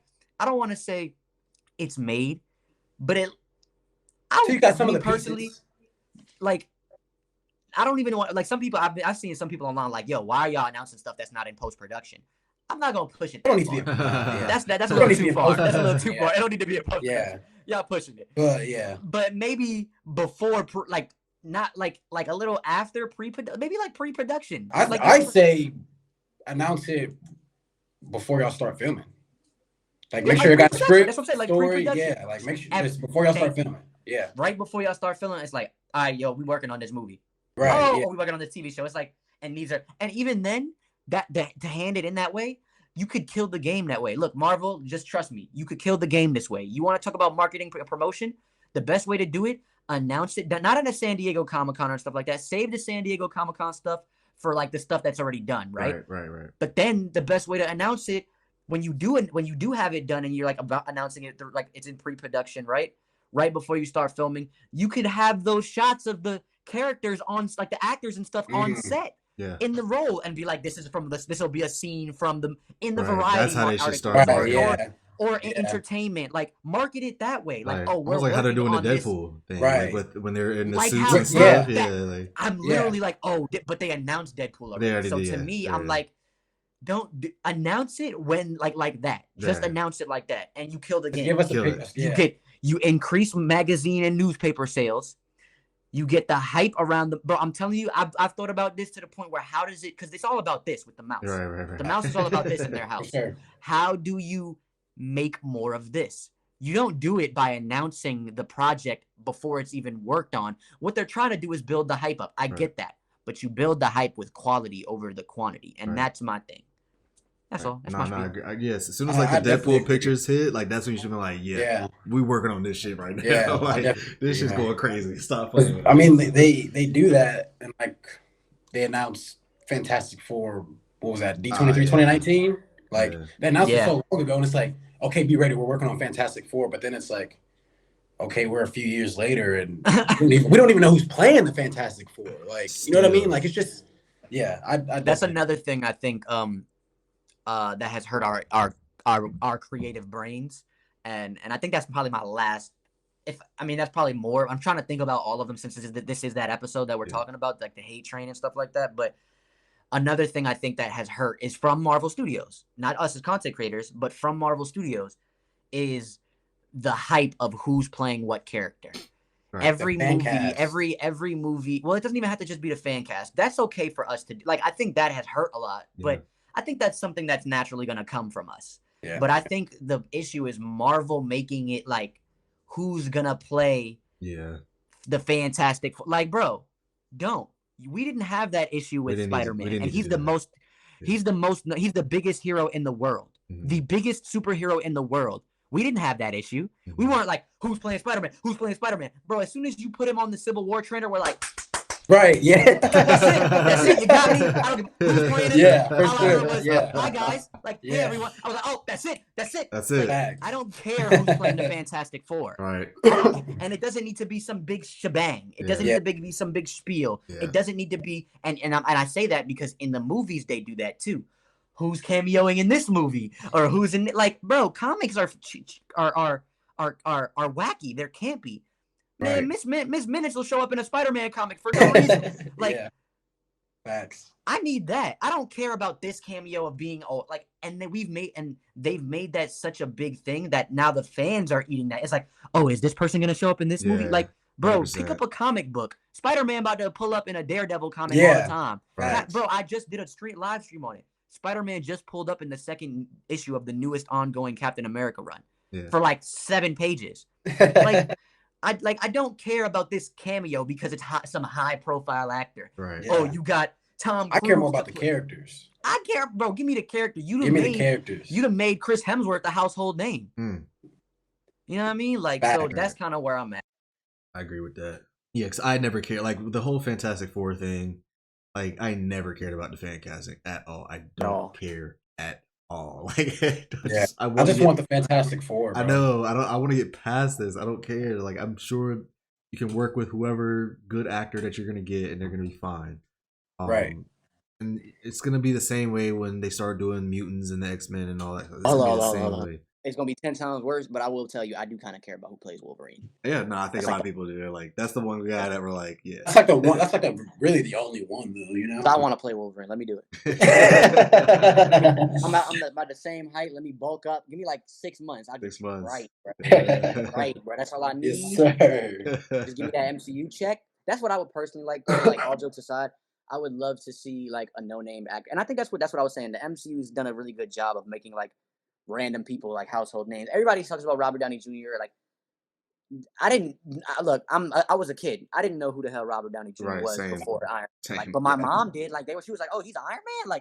Like people knew who. Like that was the star Right. power that you needed to start your franchise. Right. But like Tom Holland and Spider-Man, they made him a household name now. Like he's I had no idea who Tom Holland was before Bro, Spider-Man. Bro. I didn't know who No that idea. was. I think he was like in 2 movies or something Yeah, like I that. had You know no what I'm saying? idea. Like I think Chris Hemsworth. it's like is Miss Marvel or Mongolani's like first role ever? Like I No, think she was like in one other thing, I think. Oh, okay, got you. But it's like yeah, and it was like some like web show or so, like something. right, yeah, Yeah. Like I'm Shang-Chi. good with that. Yeah.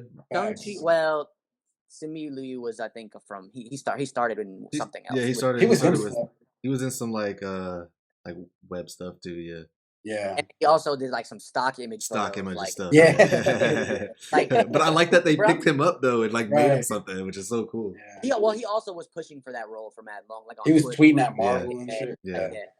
I don't know, man. Like for me, like I don't care about the casting as long as the character's done right, bro. Right. Like all I'm ever like. Sometimes you do need that star power. Yeah. Like Benedict Cumberbatch as Doctor Strange hits That works. different. That hits. Yeah, that works. But then he's not like the biggest star in the world Right. either. Like he's a good like middle ground. I would say like a C list actor. I don't know, bro, but we can maybe have this debate another day, bro. I kind of feel like Doctor Strange is just playing Robert Downey Jr. Iron Man. You know what I mean? He's the smartest in the room. He's arrogant. Like Doctor Strange, like we haven't seen and he's the magical Iron Man. That awe from Doctor Strange. You know what I mean? Just like pure, just like what the am I looking at? Like I don't know. It just to me, like I love the Benedict Cumberbatch Doctor Strange. I do. Yeah. But sometimes it just feels like it's the Robert Downey Jr. smartest guy in the room, kind of unlikable. You know what I mean? Like that whole ordeal. Like I still like it. Don't get me wrong, but yeah.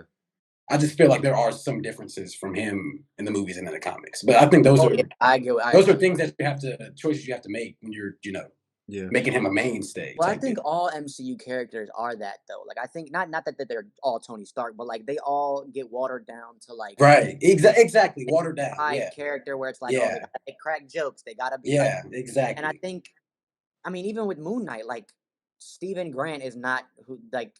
Deadpool. Bro, Stephen Grant is a completely different person. Yeah, he's completely different. Yeah. Like they made Stephen Grant is Jake Lockley, and so it's like really weird like how they like do that, and I kind of get tired of that sometimes too. I guess that's another qualm. The Disney formula or the Disney whatever the case may be, but bringing it back to like the casting thing, like I think like Dennis said, it's gonna get just nothing but worse when the X-Men and the mutants come around. Like that's. The fan casting thing is fun. You know what I'm saying? Don't get me wrong. I'm all about fan casting. But I think the hype around take it too far. We take it too far. And then again, that's on Marvel or like Disney too, because they're all like, bro, they're even doing it with other stuff now. Like who's gonna play James Bond next? Like who's like Man, just tell us. Like just tell us and get it over with. James Gunn, man. He's just like, look, this is who this is. This is what we're doing. I love it. Right. I love that. It's Don't Dave expect Filoni this. too. Like Dave Filoni for Star Wars. Like he does a very. I think James Gunn is a little too transparent. A little too. Sometimes. Yeah. And I think Kevin Feige is too secretive. Way too. I think Dave Filoni has figured out the balance. Like he's like, all right, y'all want this? Well, let me give you this and then explain it to you. But then he's like, I can't tell you everything because you need some of that stuff for your viewing experience. Like I like that. Like. Right. Be honest with me, but then don't give me everything. Like it's a balance, right. bruh. Like what's her name is gonna play Ahsoka. We knew that kind of early, right? What's her name? Rosario Dawson. Yeah, Rosario Dawson's gonna play Ahsoka. And we're gonna give it to you, but we're not gonna give you everything. But yeah, just watch the show. It's gonna be nice. Yeah, I agree with you on that for sure. I think actually Star Wars does it the best. Now that I think about it, they don't announce projects usually until the project is like being filmed, and then they actually think that's what they did with Ahsoka. Well, no, I take that back. They didn't do that with Ahsoka. They did that with, I believe, Andor, and then when Andor came out, or like was like being announced, they started putting out the images, and then you Yeah. started to see them in the Empire magazine and things. I think Star Wars does the best job at like marketing and promotion, to be honest. Yeah, they come out when they need to. like here Yeah. we're gonna do this. Yeah, so I guess the last few things on the Variety article. The last thing about the Blade thing was the whole, the story that they had, where like I guess Mahershala Ali was like pushed to like the fourth lead, and it was like a Wasn't that women. debunked though? I think so. I think so. So I just, whatever the case, if that was true, that's crazy to me. But hopefully that is debunked. But we just know Blade's going through a lot of stuff. I guess I want to get into Jonathan Majors too, because that's like the big one. It's like what to do with Jonathan Majors. I just want to ask you two, like, what would you guys do? All I seen was Dude. Doom. Doom. Yeah, I think I agree with Jam, bro. I kind of want. You say I want pivot and do the Doom. I mean, do it kind of like they did in the comics. Just use Doom to kill Kang. Like I think that would make it wild. Like you got like give us Kang Dynasty. I think Jonathan Majors still should be in Kang Dynasty. Right. Like it just makes Yeah, more sense. he's worthy enough of his own movie for sure. Like, yeah, and even if even if the stuff with his trial doesn't work, like maybe recast. But like you could. I mean, it's just a variant. yeah, just recast and say it's a variant. Like, but I think Kang itself needs to be done. Yeah. Like, still, I finish the story. Yeah, I think the story of Kang still needs to be done. You already started it. We're already right. Yeah, I thought it was interesting. They wanted to pivot after the Quantumania, like being not as a banger as they thought it would be. That's kind of interesting. Like, oh, this movie didn't go crazy. Let's pivot from Kang to something else. Like that's. But that's not.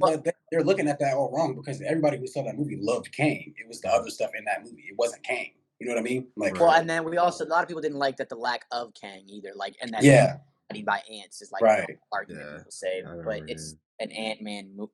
That was the whole. I thought that was fine. Like, I was like, oh yeah, this is wild. Like, and it makes him like I'm the Ant-Man. Yeah. But I like all I know is I seen Doom. The way I would do it like is honestly just use Kang Dynasty. Like, and at the end of Kang Dynasty, like the Avengers and the Fantastic Four, because I thought the Fantastic Four was gonna tie into. I think it is still right. It ties into Kang Dynasty. Let's hope. It's Fantastic Four first. Supposed to, yeah. So yeah, I would use Fantastic Four to set up like Rama Tut's version of Kang or whatever, like, and then in Kang Dynasty, I would and Doom, like have a cameo of Doom in Fantastic Four or something, or like a Easter egg of Doom or something, bro. Honestly, or something. But the way I bring Doom on screen the first time ever is kill Kang. Just literally. That'd be so badass. Like everybody, the Avengers, the Fantastic Four, everybody is struggling with this man. And then Doom walks up and like in the comics, he just grabs him through and pulls his spine out or something. They have to, bro. But just like have him kill Kang. That'd be crazy. And then they all the whole all the heroes just, and that's how the movie ends. That'd be something like that. Like I need Doom to be like he needs to be a threat. That's what I feel like will be a threat. It's like all of them are having issues with Kang, and then this one dude just pulls up and just right. Like, I've been watching this whole thing. This is some bullshit. Right, That'd be Doom crazy. needs to be a threat. I think a great way to bring Doom in is through Ironheart and have that saga of where since Iron Man is dead, right? Like we don't have an Iron Man. Have that saga of where Doom is trying to replace Iron Man as the infamous Iron Man, and he's stealing the tech and all of that. I feel like that's what Armor Wars could be leading to. Let me cook, but I think that's another way. Those are my two ways of bringing Doom in. Is either through Armor Wars and like the Riri Ironheart stuff, and basically like have him, because that story of her with dealing with the hood and stuff. Yeah. Doom is Iron Man. Right. That's magic tech. Oh yeah, exactly. Yeah. That's Doom is Iron Man. He's the infamous Iron Man through that run. So I feel like they could use that, tie that into Armor Wars as well, with like Tony losing his, like in No Way Home, Tony lost his tech, like, or like the company is basically like getting sued or something like that. Remember, liquidated type. Like, they're getting liquid, right? So like have that as like him losing the tech. Doom gets the tech and he wants to be Iron Man, but he's Doom. Like, you know what I'm saying? Right. That's one way. The other way I would say is just use it as Secret Wars, bro. Bring Doom in, bro. If they do Secret Wars, I like the idea of the Avengers and the Fantastic Four, him working with the Fantastic Four, and then he just sees a glimpse of his power. Then it's just like, you know what I mean? Like, Who, Kang or No, Doctor Doom. Like, so they're fighting Kang, but they're working with Doctor Doom or whatever, and then he kind of sees how powerful he could become, and then he kills Kang or whatever. Like, Oh yeah, yeah. I want like I don't want an origin story for Doom. Like yeah, Fantastic Four, Doom. I think they need to be established. I think they already need to be. Yeah, like Yeah, I don't know what Doom's been up to this whole time. Like maybe the Fantastic Four, like were like time like going through the different multiverses or whatever. I need Doom to be doing the same, and I don't mean following them. No, what I would like is Doom traveling them like in his comics, like the Book of Doom. That was here. That was I was you guys are good. I was looking around too. I was like, wait, what? I would want Doom to have his like Book of Doom story, and that be his origin story. Like he was becoming Doom through this while the Fantastic Four are doing their thing. He was Doom already. You know what I'm saying? Like he was already Doom. But then once they got lost or whatever, he started. I don't know if you guys read the Book of Doom before, but like he starts looking for his mom through like magical universes because basically Mephisto took her mom, soul or something like. So like I would like that. Like he's traveling through different or like multiverses of like magic, like the dimensions of like where the spirits and the demons and all of that. I would like that for, and then he comes back once the four come back or whatever, something like that. Like I would like that to be one of those things. Like either he's introduced that way, or he's introduced through the tech of Iron Man, trying to be infamous Iron Man, or lastly, like I said, he just kills fucking Kang. But I need him. I just need him to be. I need him to be established. He can't have like a origin story because to me that wouldn't make sense where the Fantastic Four are already established. Yeah, he's and not. then Doom is not. Like he's like definitely their origin stories kind of are one. Like kinda, yeah. yeah. Like, for the like the classic comic ones, kinda. Gotcha. So yeah, that's the routes that they can take for sure with the whole Jonathan Majors stuff. We'll see how that ends, that saga, whatever. But yeah, that's variety. Also, it felt like a little bit of a shot, a little bit It was of an agenda. little agenda based, little hating going on there, especially with the whole like Nia DaCosta thing too. It's like we really gotta hate on girl leaving a little bit post production to work on another movie. It's like Project. kind of crazy, yeah. When her work is done already, bro, that was that's wild. She did what she was supposed to do. She directed the movie, right? And it's not my fault as the director or whatever that the studio is having all these issues. Yeah. Like, right, yeah. I also think there is some like the article is agenda based, but it's some truth in that article too. Oh, for sure. I've been saying, and I wanted to kind of hit on this. I've been saying this for a very long time. We just touched on it now. The fact that they keep announcing projects or whatever before they're done, but there's a more to that. Like the fact that like in this article, things are getting to the end before. Like basically they're rushing everything. They're rushing it, yeah. And they said it like Kevin Feige is known for like letting his creators work and then he streamlines everything the last minute in post production. Like, excuse me. So all of our projects are being rushed, is what it sounds like to me. That's why the VFX and the CGIs, like, and all these people, the artists, are strike or want to go on strike or they're tired and stuff like that.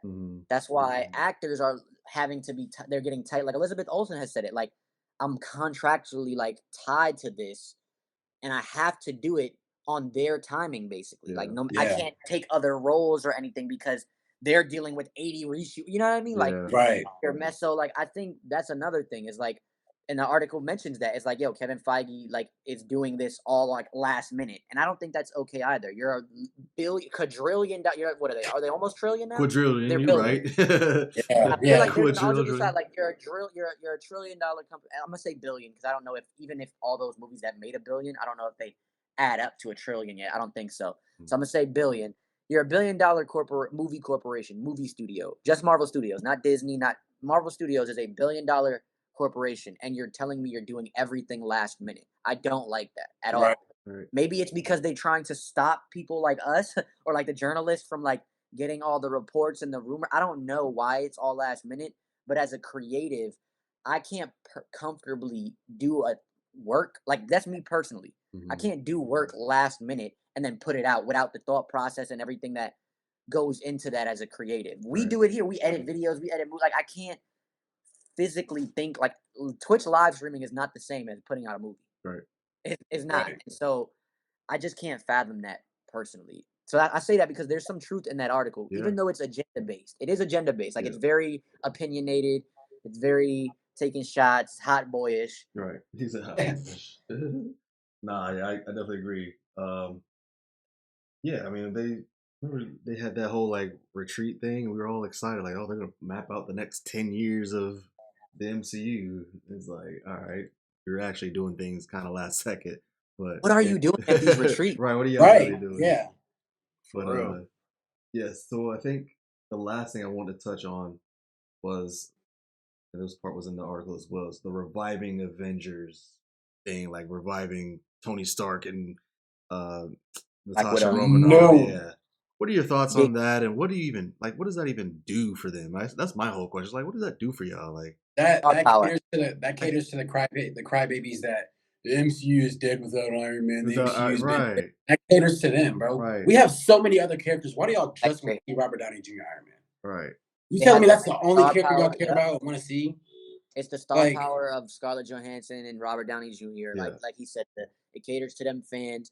Me personally, I'm not opposed to bringing the characters back, not right. the Of actors. Right, course, yeah, The of characters. course. Yeah. Give me a new Black Widow. Well, Yeah. I mean, you could just make Yelena Black Widow. Easy segue, right? Like, or White Widow, because she's been both. Like, Right. she's Right. literally both. Easy segue. Robert Downey Jr., if you want to bring him back, make him an AI. I'm okay with that. Make him, Dude, yeah. make Ironheart the Iron Man. Make her Right. and give her the AI, make it Robert Downey Jr. I'm okay with them bringing Iron Man, a Iron Man back, like a new Iron Man in the multiverse, like as a Secret Wars thing, because I do feel like if you're gonna tell these stories, you need these characters. Like you do Right. need, like Iron Man and Ironheart, seeing them both next to each other would be better to me than seeing Iron Man fly next to Spider-Man while he's swinging in Homecoming. Right. Like that wasn't a thing to me. Like I didn't like. I'm like, if anything, that should have been Captain America. But that's a whole nother thing. We're not gonna go into that. Regardless, Yeah, yeah. I think that they don't. I don't think they need to bring those characters back. I think if you're gonna bring the actors back, like I said, maybe Robert Downey as an AI for Riri because that's comic accurate. Scarlett Johansson doesn't need to come back in any way, shape, or form. Like just my personal opinion, Black Widow doesn't need to come back. We already have Yelena for that. Right. She kind of had a bad send off, anyways, for her last movie. So, like that whole legal drama with Black Widow and Like you feel me? Yeah. You feel me? Yeah. Like I wouldn't touch on that. Thor, just Chris Hemsworth is eternal. He can do it forever. Yeah, I must say he'll play Thor forever. Yeah. Hawkeye's cool. He's not retired or anything. I would say use Hawkeye to segue into a West Coast Avengers and maybe make Kate and the new Hawkeye, like make her, I would say, like a part of the Young Avengers. Like you don't have to retire Hawkeye, but like phase him out. Right. Right. You know what I'm saying? And then as far as who's the last one, I guess. You got Cap. Cap is already old. You don't need to bring Steve Rogers back. And if you are, maybe bring him back in a flashback. Like, a flashback or like they could do the cosmic cube thing. Like I just excuse me, not the cosmic. I just feel like if you're gonna bring him back, I don't want Steve Rogers. I mean, I'm not Steve Rogers. I don't want Chris Evans. Like maybe a whole new Captain America actor. I don't want them. I love Captain America, but I'm like, I like Sam Wilson, Captain America. I'm like, just use him. So I'm with that, but at the same time, they're finicky with that because if they're gonna do it like you can't. How do I say, like? He doesn't have enough stories to continue a franchise. That's true, yeah. As Captain America, like he retires as Cap too. Like he was Cap for maybe like 3 years in the comics. It wasn't even that. Like I'm back as Falcon, and it's like what? Like okay, and now he's back again because of the popularity of him in the movies as Captain America. They make him Captain America again in the comics, and he's just Cap. And it's like the flip-floppy shit, like I'm not cool with in the comics, right? But like because of that, you don't have enough stories to tell for him as Cap unless you use Steve Rogers stories, which kind of very similar to what they did with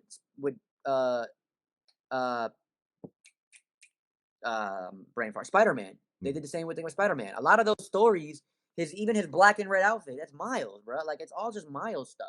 They're just using Peter's villains that are tied to them. Like so, it's really weird. And that's kind of what like I'm like I don't want to see those characters back. Like those I like at least those actors. But I like when it comes to Cap, I kind of do feel like you need a Tony Stark. You do need a Steve Rogers in the grand scheme of like these Avengers movies that you're trying to tell. Mm-hmm. Got you. Yeah, that's what you're saying. Yeah. So yeah, the Variety article was crazy. Had a lot of breaking news, a lot of people having thoughts about it, but I think that it's a lot of things were debunked too. So you just gotta sit and see. I think I'm focused on what's next. What's next for me is the Marvels, and I'm going to go watch that. Loki season I said again. And Loki season finale. Season finale. Same day. I'm going to go watch that. The Marvels. Definitely gonna enjoy that. Can't wait to see all three of the actresses on screen together. And then I'm going right into the Loki finale. We'll be doing a watch party on that. JAM and Jalen will be there. I think Zen will be there, and possibly Fat Thor as well. So that will be really cool time. I don't know if we're gonna do anything for Echo when it comes out. We may just we can talk about it. Maybe we can never talk about it, but if we do a watch party, that's y'all gonna be watch. like, I don't think we'll. Yeah, I don't think they are dropping it at this like same 5. time. Yeah, I mean we can watch. I'm binging it. Yeah, we can watch 5 episodes at the same time. I don't. I'm binging it. Are they an hour each? Nah, y'all 5 hours. Look, we're gonna finish it. We're gonna finish it in one night anyway. Are we not? I am. I mean, I am. I am too. I'm watching that the entire day. I'm finishing that the same day. We'll figure it out. We'll talk about it depending on when they drop. If it drops at 9, like 9, 10. Oh, did they say when it's gonna drop? I don't know. No, it's just we just have January. It's January 10th. 11. Yeah, we could do that for sure. Do that. It'd be up to about like, 1. Have a TAT episode after of just like us dissecting everything. Yeah, we can probably do that. Yeah, be on the lookout for that, and let's just try to enjoy the Marvels. That's what I'm gonna do. So, any lasting thoughts on everything we just mentioned from YouTube? Go see the Marvels. Don't let these clowns on the internet or these magazines or nothing like that fool you. You got 3 great actresses that are good in their role, despite what people say about Captain Marvel and Brie Larson. I will never, ever understand that. But continue. Go see this movie, man. Y'all go check out the movie.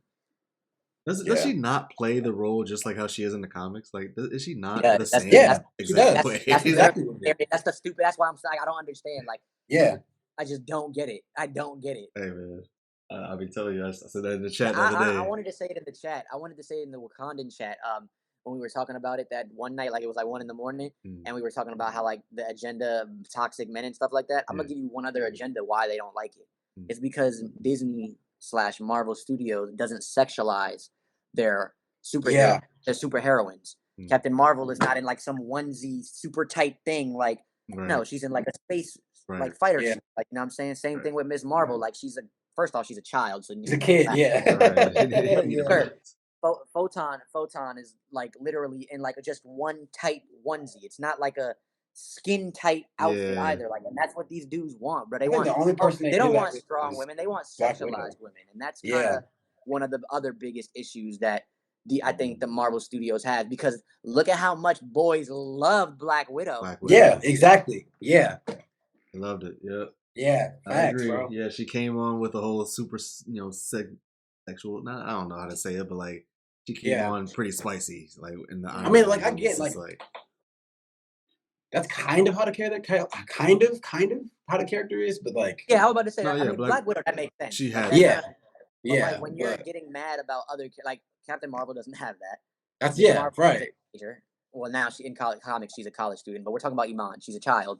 Right. Deanna Parrish Photon doesn't have she's never had that. She literally had a cape and a hood in her outfit. With a fro. Like Spider-Man. Like I don't understand why you're upset about that. Like that's just my thing. Even Kate Bishop is a like teen or college student. Like she's always had a long outfit. Like they've never, and comic book like the comics. That's one thing I like about Marvel comics. They've never really sexualized too many of their characters. Maybe like side characters like Mary Jane or something like that. Like, you know what I'm saying? Black Cat, like think Black Widow makes sense. But like their superheroes, I think maybe Spider-Woman is one, Rogue and Storm. Like if I ain't gonna lie to you. If I ain't seeing my Storm with some skin, bro, I'm gonna be a little tight. Yeah, I need, because that's like, but I'm gonna that's be how like, the bro, like character that does is, not though. even You know make what I mean? sense Like, that she's in a freaking. And that's another thing. I think the MCU costume designs are very, sometimes. Sometimes I think Phase 4 they've been hitting it they've though. been hitting. Phase 4 yeah, or 5 they've been hitting it though. That's all I got. That's all I got, That's y'all. true. Go see Marvel. Go see the Go Marvel. see the Marvels. yeah. That's all. Go we see the got. Marvels. Yeah, go see the Marvels. Go watch Loki. Right. If you're the one person on planet Earth who hasn't played Spider-Man 2, go play Spider-Man 2. Oh, facts. Right. Yeah, man. Get into what you love, and if you love it, you love it. Don't care about what anybody else says. Facts. You like it, you like it. That's it. It's all that matters, bro. If it makes you happy, Like, it brings you love joy. it. That's it. That's right. And that's TAT gang, just like that. Simple. Yeah, man. I'm Dennis Smith. This is the All-Star Timeline. Jalen right here. Jam over here too. All of their socials will be in the description below. Hell of an episode, jam-packed episode, like I said before. JAMpacked. We got into it. We got into some of the spicy.